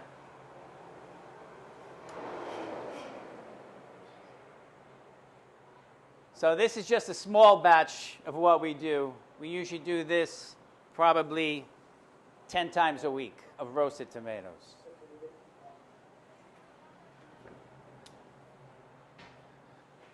I have my famous dry pappardelle, which I just boiled. I have some shaved Parmesan cheese, which we shave ourselves. So our roasted tomatoes, I got some fresh basil here. And it's a simple dish. It just has good ingredients in it, you know. So it really just speaks for itself. And then you have the pappardelle, which is like so just meaty and good. Sets the whole thing off. So did your mother also cook, Francesca, or just your grandma? Hai sentito, Franci? Cucina anche la tua mamma o solo nonna? No, cucina anche la mia mamma, ma cooking also my mom, but my grandmother it's better. Yeah. Yeah, I think I was better than my mom when I was like 12 years old. So I just loved, I just always knew what I wanted to do. I always just saw food in the refrigerator and I asked my mom, when can I start cooking? Finally, she said yes, and then it was off from there. So I'm just slicing up the basil large. Can't have enough fresh basil. Fresh basil now? Oh, yeah. Well, we get it from the store now, but we do have a garden in our back where we grow probably 100 garbage bags full every summer. And we use it in our fresh pesto and salads all day long. So let me go get my pasta 1 second, because I don't know what they're doing. Where is the pasta? Thank you. Can you get the eggplant? Sì, si sente malissimo. Ci Da sei dietro... Si sente da dove sei adesso? No, si sente proprio male Kyle. Probabilmente Kyle is lucky because I have a big kitchen and the audio, it's not wonderful. I have the echo. Okay. Yes. It's if you're first time in here, you will get lost. So let me put this together for you. So I have my roasted eggplant here. Can you see? Just chop into diced olive oil. I have a certain spice mix I make: garlic, onion, salt, 3 different peppers. I use that for everything almost. And it's hot right now, so that's why I'm not touching it. So I got my pappardelle pasta, beautifully salted. And then I got my fresh basil. I have my roasted tomatoes.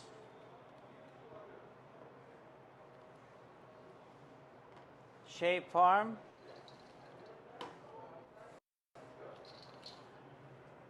And then the spice mix I make.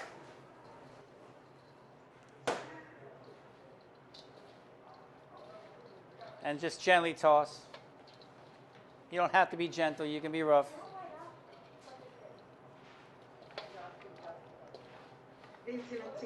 So as long as you use a good olive oil, some nice fresh garlic, you know, nice beautiful parm, we're good.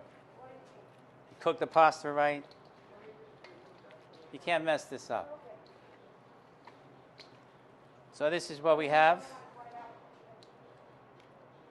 So you can either eat this cold like a salad, which is really nice too, or we're going to heat it up for the party though. So there you go. You want to taste? Yeah. In Italia, it's not usually to make pappardelle without tomato sauce. Right. Well, we're close. We use roasted tomatoes. Yeah, but you use fresh tomato. Right. Fresh tomatoes roasted. Yeah. Well, Francesca, it was great watching you make pasta. You make it look easy. Now I'm going to have to do it all the time. So it was nice meeting you.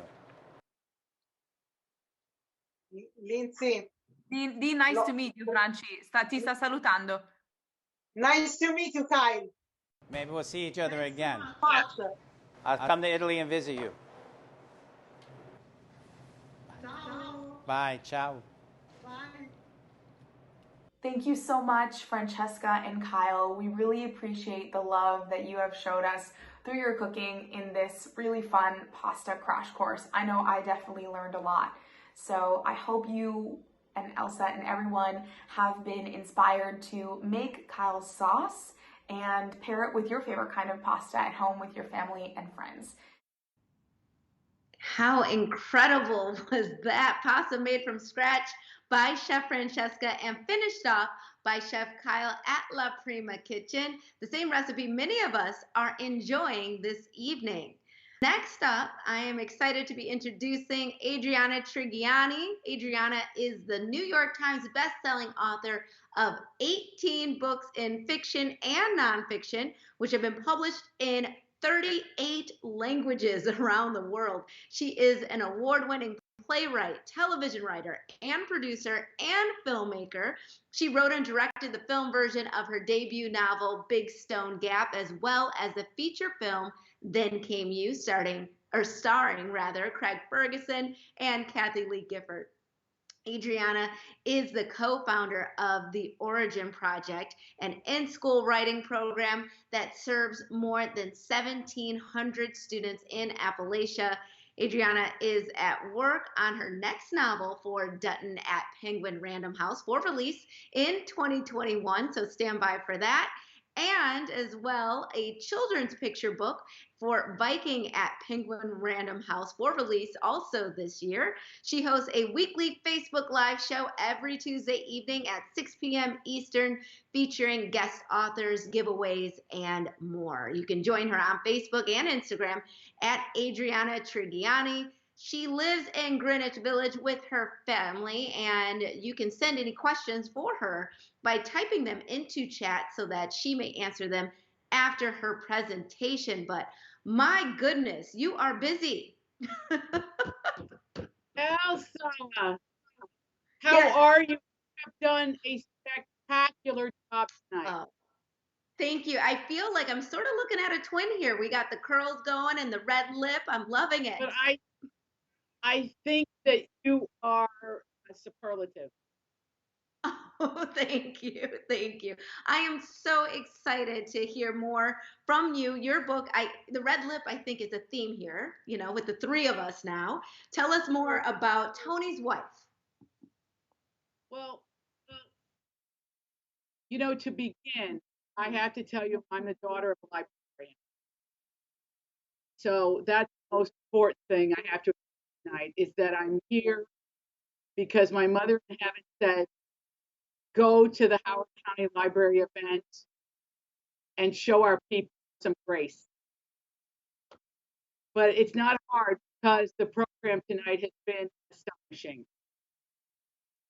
Let me begin by saying that Tony's wife brought me here.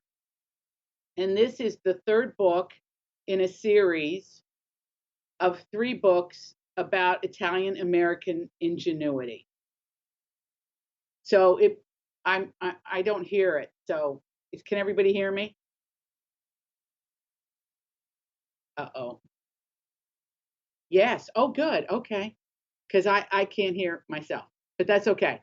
Don't need to. This is the third book in this.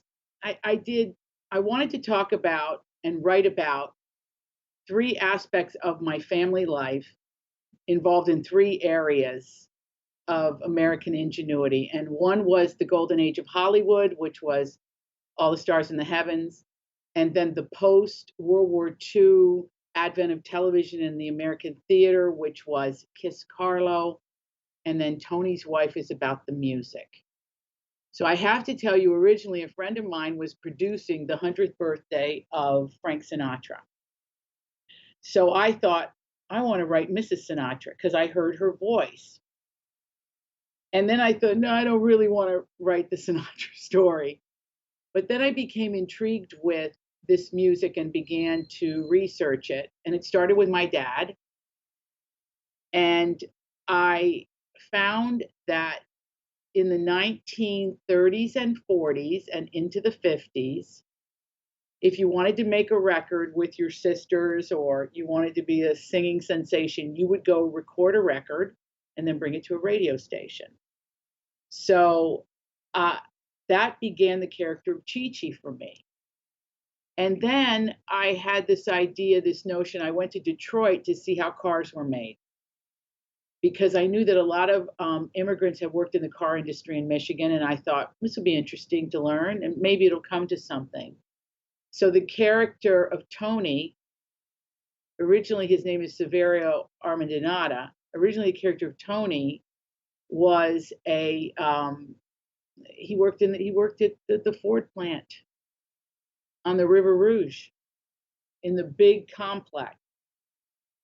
So I learned all about that, and then I married these ideas. But we go on a journey really of a couple who fall in love, but also have enormous dreams, the American dream, big, big dreams to make it.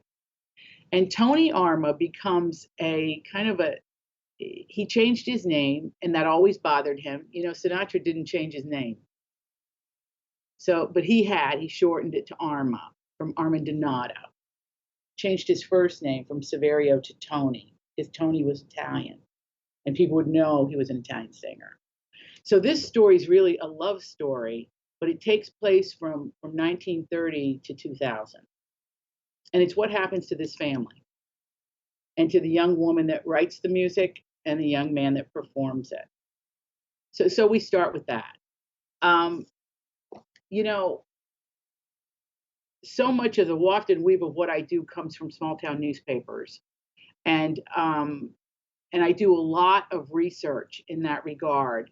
And so places like Howard County, Maryland, wherever I go, I try to go to the library.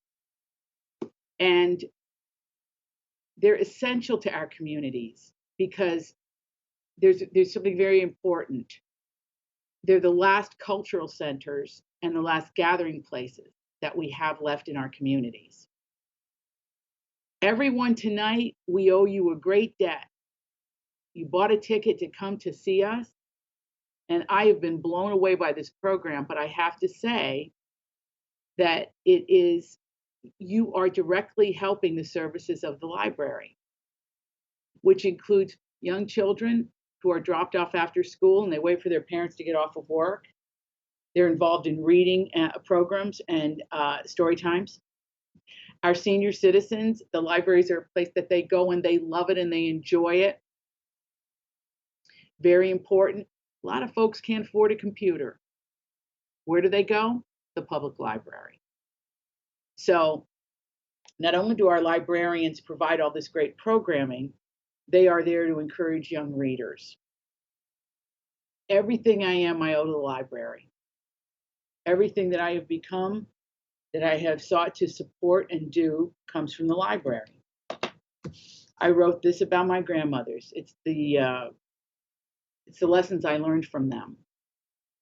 Because I felt like, I always think I'm going to get hit by a bus, so I thought, I want to leave this for my daughter.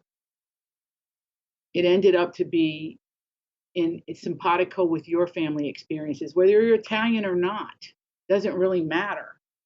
When I watch everybody cook, look, I'm Italian all the way, we say. Or as Stanley Tucci says, both sides. So my mother is a Bonicelli, my father's a Trajani and a Perrine. I have a Venetian grandmother. And in all my books, and all 18 of them, you go to all these various places, which includes the Veneto, the Lombardy region, where my mother is from northern Italy, north of Bergamo, Scilpario, and Vilminore, which was part of this book, The Shoemaker's Wife. But Tony's wife, we go to the Veneto, to Gotica di Sant'Urbano, which there's a very special reason that Tony and Chi-Chi return there. But Tony also stars in spaghetti westerns, so he's in Rome in the 1960s. So Italy to me, look, I mean, all my life we have had our cousins come and go. We have gone and visited. We come and go. We stay close, both sides of the family. My mom's family I'm particularly close to. My father's father's from Roseto Valfatore, which is between Rome and Naples on a mountain. And I set Kiscarlo there. So as you can see, it's sort of everything to me. Tonight is like, for me, it's like an infusion of, Bella Italia. It's just beautiful. I have to tell you too, that I was greatly influenced by Italian writers when I was growing up. Pietro di Donato, Christ in Concrete, the great Helen Berolini, Gay Talese. I could keep going. Read Italian authors all my life because my parents bought the books. And it wasn't that there was means to buy the books, they just felt it was important. So when I have this great opportunity in my life to write these books for you, I want to bring you into the experience of Italy, into the food of Italy, into the culture of Italy, into my family. It's not only an honor, it's like my highest dream to be able to do this, because publishing and books have given me a way to do it. And look, it doesn't hurt. When Jacqueline Bisset plays the grandmother in Barry Valentine, that was pretty exciting. In Big Stone Gap, this incredible cast of people, because we brought Italy to Big Stone Gap. And when we got there, we found people were connected to Italy. We found that there were people with Italian roots around Big Stone Gap, in Big Stone Gap. So the immigrant experience for me is like the waft and weave of everything. And I would say too that writing books, this is really, really important. I think it's important to write down your family stories, to write down the family recipe, to be the steward of this great tradition, whether you're Irish and Italian, or you're Jewish, or you're African American, wherever you come from, as far back as you can trace it, and you can trace it, you're going to be connected to the roots that you have. And it was funny, we were talking before, I believe Pauline was talking about Italy, and look, Italy is the most mixed civilization country and civilization. Everybody went through there. We're all deeply connected from the south, from the north. It really pulls all of Italy. All of Italy pulls from all aspects of that hemisphere. And Venice, where my grandmother is from, that's a melting pot. People came from Asia, Russia, South America. So you see, for me, Italy is the perfect example of all of us.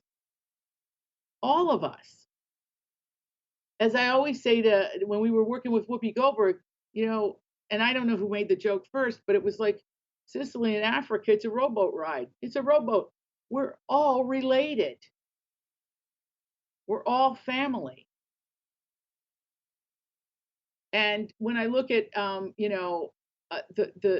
the culture of Italy, it's ancient. And so you have a lot of different cultures to study there. And you can see the influences of the art from the south, from the north. You can feel it from the east to the west. And what makes it so exciting to visit there is that you'll be welcome. You'll be welcome. The people will love you. And if you've been there, you know what a tonic it is in your life. So I believe, the Italian experience, the Italian experience, and even the Italian American experience, is one we can all share.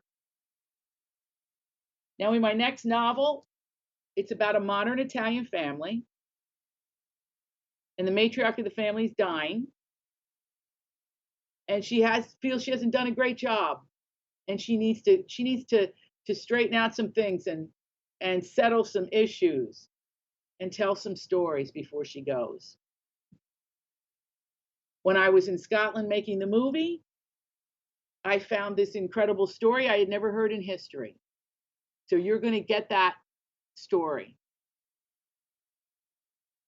In the picture book for children, it's about Italian family in Appalachia with 7 children, 5 girls and 2 boys. So much like my own family. So libraries, books, reading is all about illuminating whatever we come from, whoever we are, what our origins are. And even if you're within the sound of my voice and you're adopted, you have a legacy. And that legacy led you to your particular family. Everybody's included in this. Everybody's included in this storytelling. So when I get an idea about music and I want to investigate it, by the way, I would like to make a point. In this book, I had to figure out the big band era. Now, a lot of you will think of that, and you'll think of the horns, and you'll think of the dancing, and you're gonna think of Henry Mancini, who came out of he started out in the big band, and then he ended up in Hollywood. You'll be thinking of all the groups then, but there was a man who really started the whole thing, named Jimmy Lunsford, and he was African American. And when I study these art forms in America, prior to 1900, music was the music of kings. And in America, it began to change. And it was the first time that working class kids were on stage playing live music for working class kids. Prior to that, it was an elite undertaking music. But the big band era changed all that. So when I studied my Appalachian roots for Big Stone Gap, deeply integrated in those traditions is the African American experience. Deeply integrated in the music was the African American experience and the African American ingenuity and creativity. So when you read my books, I try to give you that rich history. Who did what where? And you will see, no matter your nationality, that you're woven into these stories because everybody contributed. When it comes to the creative arts, you could say it across the sciences, you could say it across any discipline. You will find all of us. All of us. And it not only excites me, I think it's essential to how we read and teach the stories of who we are. Okay, I'm ready for questions. All right, Adriana, you touched on so many points there. My family is actually Ethiopian, so I have a couple of aunts that went through Italy, went to school there. So I was glad to get ready because I have the Ethiopian people in my next novel. Oh, wonderful! Well, I'll be sure to pick that up, and I'm also making my Well, you're obviously going to get the first copy. Oh, wonderful! Thank you so much. Well, because if you're Italian, look, my cousins, when I go over, the Ethiopian presence is there, and it's very powerful and it's fabulous. Yes, absolutely. I'm waiting to go with my aunts so that they can be my built-in translators, because that's a double whammy. I get my family, I have a good time, and I get a translator. But tonight is about you and not my trip. So I want to get to some of these questions. And the first question is one that I actually had for you as well. This is coming from Elizabeth Haynes. She says, your talents are so diverse. Which gives you the most pleasure as a playwright, a comedian, a novelist, a director, a producer, or a screenwriter? It all starts with the writing. So I have to say being alone and creating the worlds I love to do. But I have to tell you, to then take your stories and dramatize them is very thrilling too. So I would say, but if we're going to say chicken and egg, it's always the words. Okay. But I love all of them. The other question we had, were you able to convince, or how were you able to convince the deciders to film the Big Stone Gap? How did you get that made? Well, it took 15 years. Really. I had to beg because they wanted to film it in Canada. And I would say, but I could tell those are Canadian trees and Canadian people. I want to film it at home. So we finally pushed it through. We finally got it done. And there were so many people involved. First of all the producers and the actors who agreed to come to Big Stone Gap. Central to that's Patrick Wilson, whose grandparents are from Big Stone Gap. Oddly enough, Paul Wilson, John Wilson, that was a big thing. The fact that Ashley Judd lived over the mountain in Tennessee made it very, very enticing for her because she loves her Kentucky people. And, our Appalachian experience was all one thing. So that's how we did it. We just kept pushing till we got to make it at home. And we're hoping to do more there. We're trying. All right. And our last question, if you can remember back, a little birdie told us that you might have experienced truffle hunting as a child. Is that true? Yeah, I know about truffle hunting. Are you talking about Heidi? We were yakking about that. Is that your little birdie? You tell me. I know about it, and you're about to do an incredible story about it. It's the most fascinating. Can I tell you a very quick story? Really quick. Okay. Mario Cantone, who's him as Anthony on Sex and the City. We're very close. And one night he calls me and he says, "Hey, I have something special. Put on the pasta." And he said, "Bring something over." So he comes over and he's in a leather jacket and he pulls a jar out of his jacket and it's a truffle. And so I made the pasta. I had it ready to go. And we basically had it with butter and that fresh truffle that had come from northern Italy. Of course, they found it under a tree where they find them. They get the pigs to look for them. But it was a big one, and it would last a year. in that jar. My goodness. Adriana, yeah, the truffles are the best. we could talk to you all night. You are fascinating. Thank you so much for being with us tonight and sharing all of that. We really, really appreciate it. And who else is ready to take a walk outside in the countryside of Tuscany? I know I am, but it is a bit chilly this time of year, so we want to make sure we grab our jackets. Lindsay, please tell us where we are headed to now. Thanks, Elsa. So our last stop tonight in Tuscany is a very special one. It is with third generation truffle hunter Elia and his two dogs, Tito and Pipi, both of which were adopted, which is amazing. So grab your boots, get ready to get muddy, and come along with us to find out how these special treasures are found underground.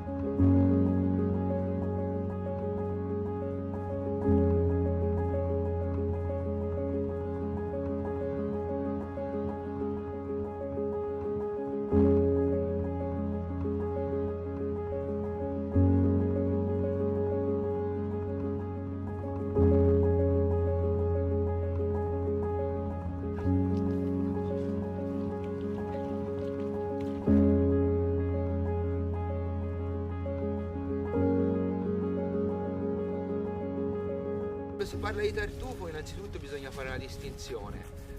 In molti parlano del tartufo come un tubero, anche se ha forma tuberacea, però in realtà è un fungo.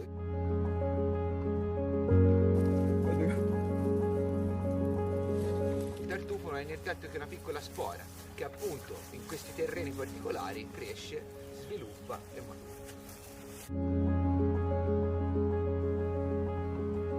I tartufi nascono durante tutto l'arco dell'anno, non c'è mai un periodo morto e in particolare qui in Toscana siamo fortunati perché il nostro privilegio è di avere il bianco di San Miniato che nasce da settembre all'incirca a gennaio.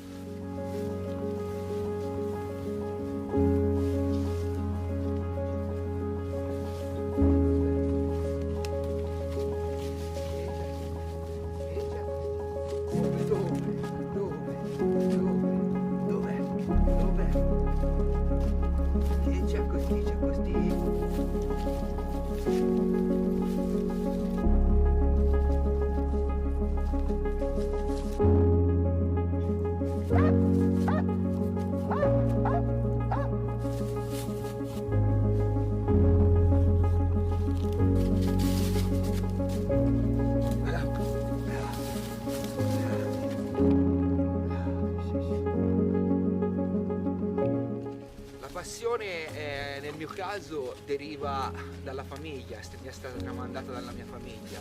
In realtà però la passione quando si parla del tartufo, sempre nel mio caso, non è tanto mangiarlo o comunque prendere soldi da questa cosa, ma è proprio il rapporto che hai con loro, con i cani, con l'ambiente che ti circonda e comunque l'adrenalina che ti dà essere comunque tutti i giorni a caccia e non sapere dove sono, andare a caccia di questo frutto è come una caccia al tesoro. E dove però? Nella madre terra.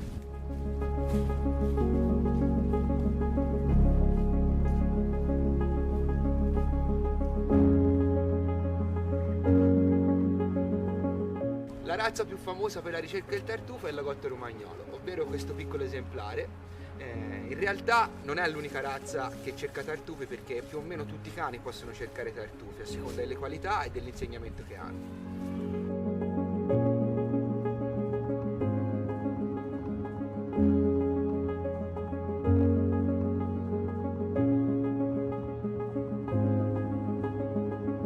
Elia is a young truffle hunter with a crucial role. He represents a centuries-old tradition that defines much of Italian culture. a culture that must be passed down to future generations to keep it alive. People like Elia aren't just local producers, they're keepers of heritage that must be protected.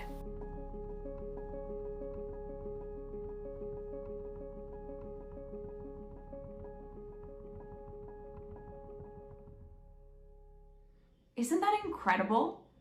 So now that we know how to find the truffles, I think we should learn how to cook with the truffles and their products.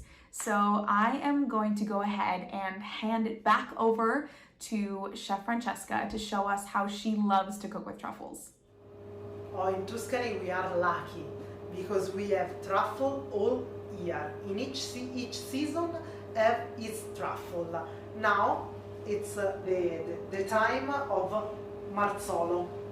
Tartufo Marzolo, it's without skin and it's less perfume than white truffle, the best one, but better than black truffle. Black truffle, it's the truffle that you see in our video with black skin. Oh, and for cooking truffle we need always very simple dish, very neutral food without a big taste or important taste. And my favorite one, for example, it's the egg. The egg with truffle for me is the best marriage because the fat of the yolk and the neutral taste and flavor, it's perfect for to be big, the big smell and flavor of our truffle. Now I show you. With truffle we make many products. For example, butter truffle, rice with truffle, or cheese cream for bread and truffle, or salt for meat. This is very good. But now I show you the eggs with truffle. Oh, I have just cleaned my truffle, but you can clean your truffle with a new toothbrush. You wet the toothbrush and then you clean your truffle. Never underwater, because the truffle it's a sort of sponge. Now we're cooking with a little bit of extra virgin oil and small piece of butter truffle. Have a wonderful smell. When the butter is melted, I'm sure that the pan is hot. And now I broken my eggs.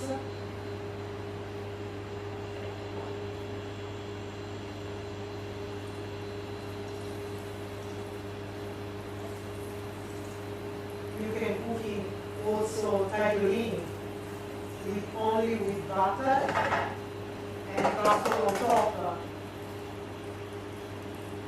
One egg.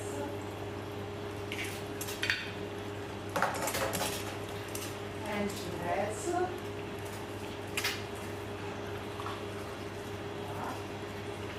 And salt. 1 shell. And black pepper, fresh black pepper. You broken a little bit the white part with a spoon or with fork.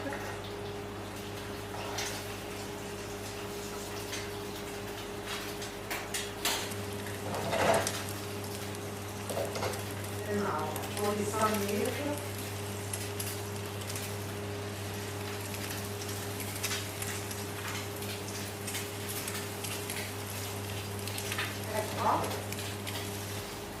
Simple, fast, and wonderful.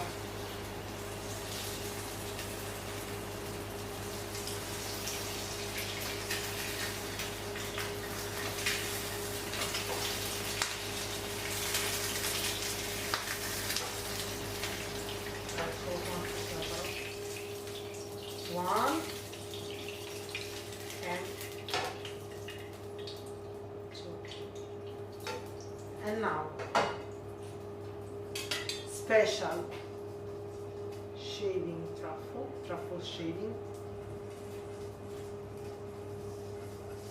And we put on top, very, very clean. Truffle is very expensive. And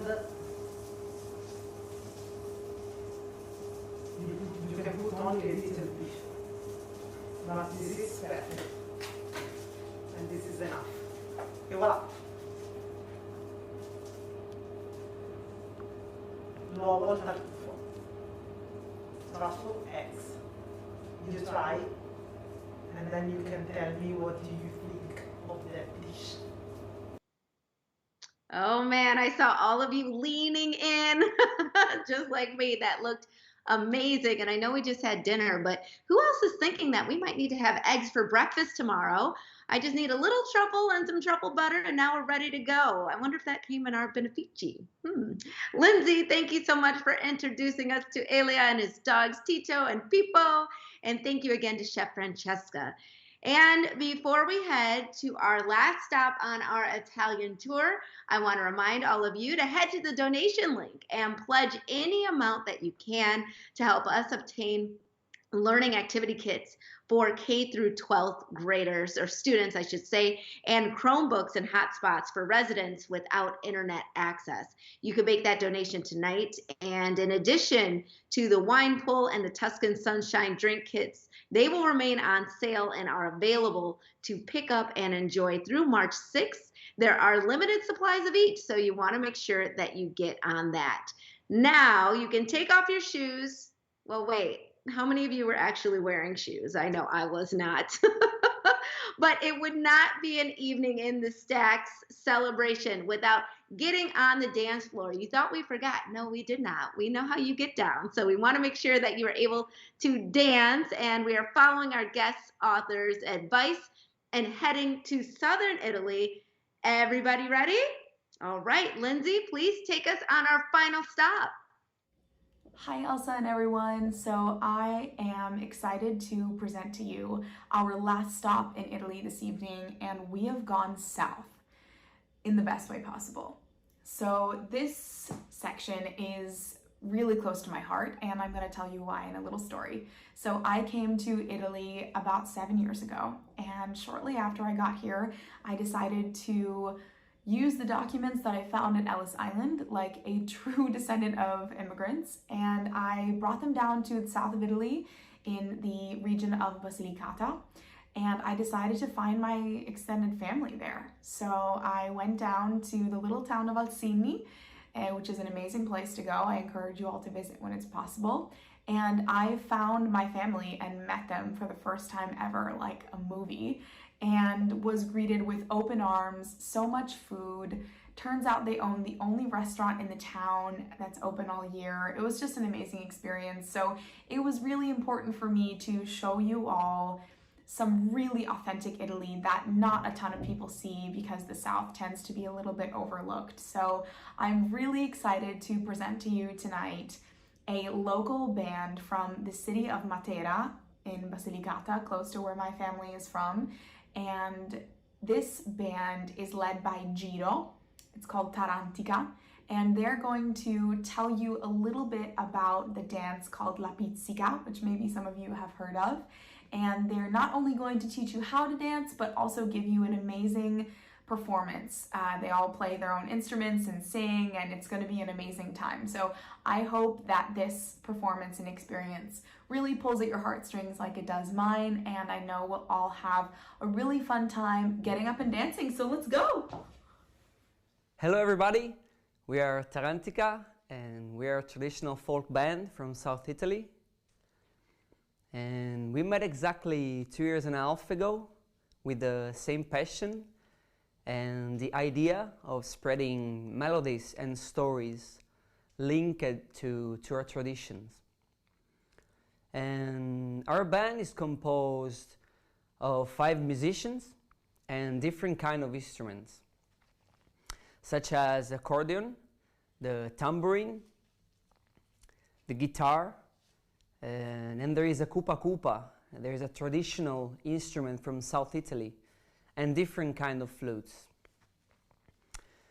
An important ingredient that makes us different as a band is the friendship that unites us and makes others breathe empathy and pure energy during every show. The type of music that we play, which I will tell you about, was born between Puglia and Basilicata, spread by the anthropologist Ernesto De Martino, that around 1960 discovered the phenomenon of tarantismo. The dance is called pizzica pizzica, and compared to the slow tarantella, the speeded up rhythm of the tambourine had the purpose to use the music to free the tarantolati. This person, convinced to be bitten by a spider, showed the emotivity illness, and thanks to the sound of an accordion, 1 tambourine and 1 violin, dancing and sweating, they were exorcising this suffering, praying to Santo Paolo. With the passing years, the movements changed, and the dance became a courtship dance, which they play in weddings.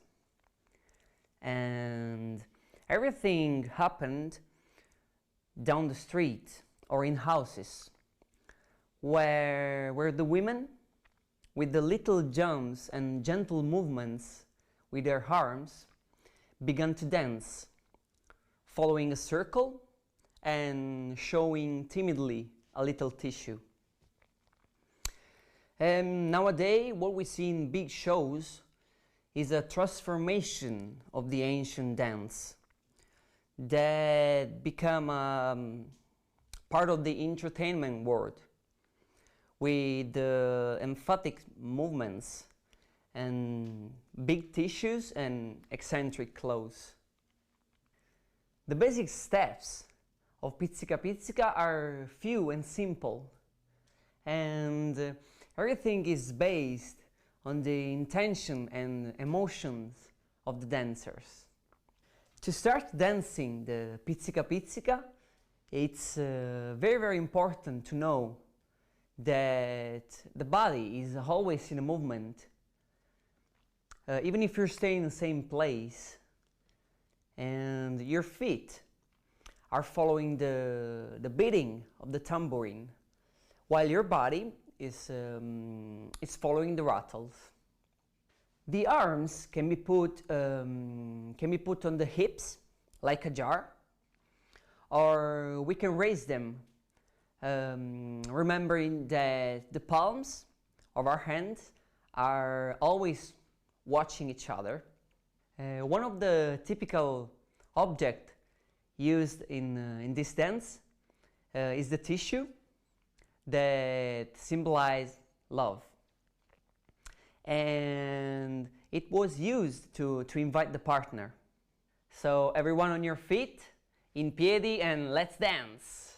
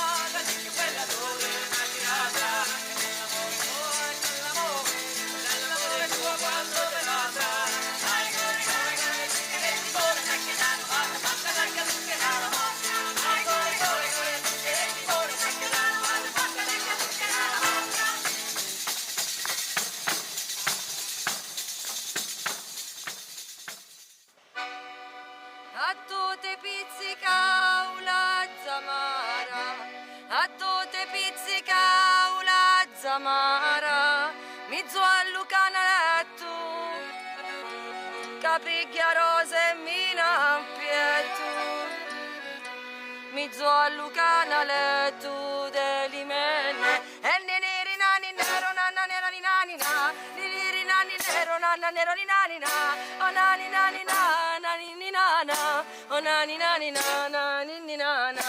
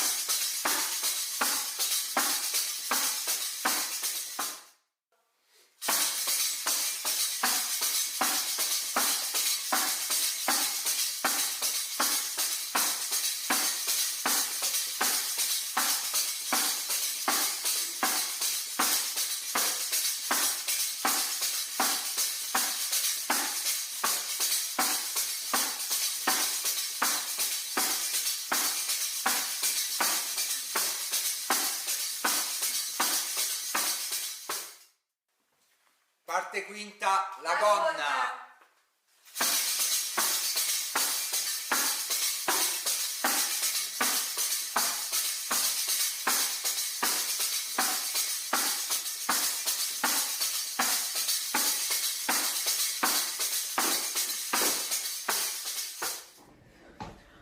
Woo! That was so fun. I really hope that you all had a fun time dancing the pizzica with us, and I hope it really transported you to the south of Italy. So grazie, grazie, grazie. Thank you, Elsa. Thank you, everyone, for having me. It's been such an incredible time. I mean, how many people can say that they've hunted for truffles and found them from the couch? I mean, come on. So I hope to see you all soon, and ciao for now.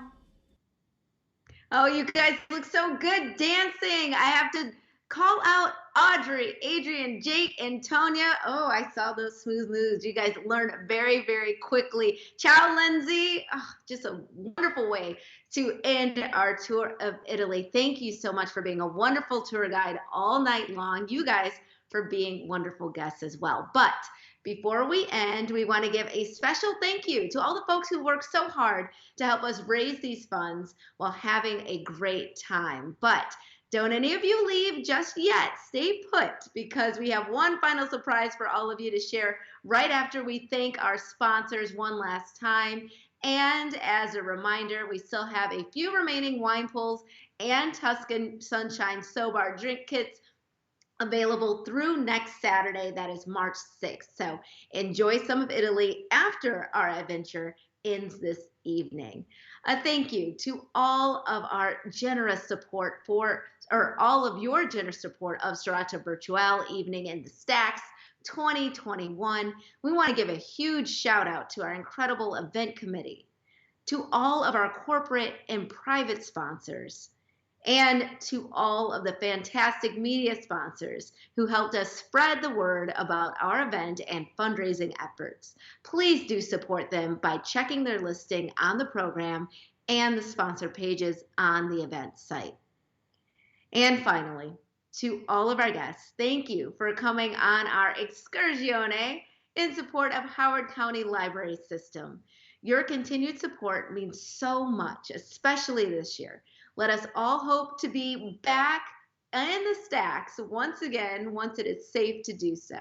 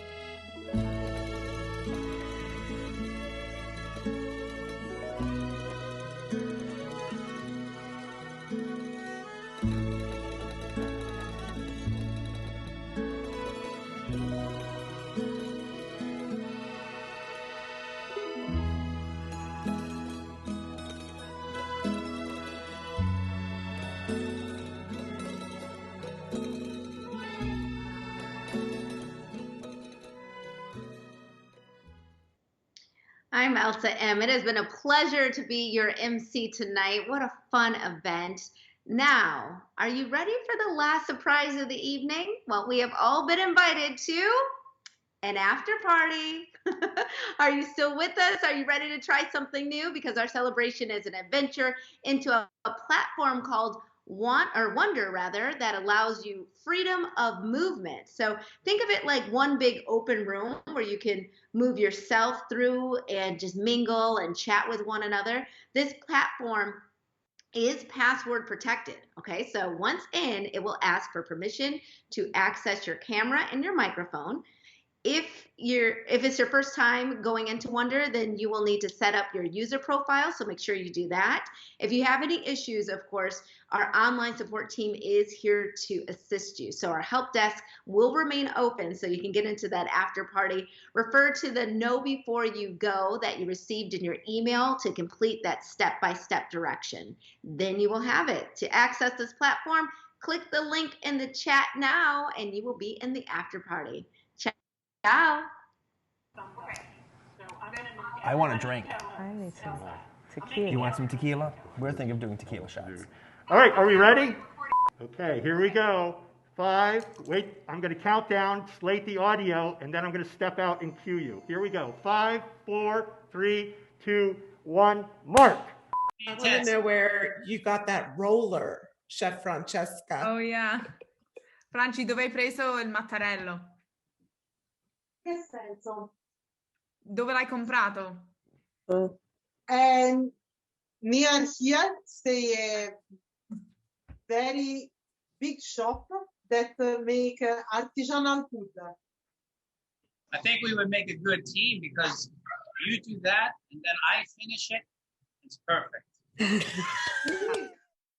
How are you guys doing in Italy with coronavirus? It's okay. Same as everyone else, kind of. Yeah, I guess. We got all the wine. This is yeah, exactly. Yeah, that's perfect.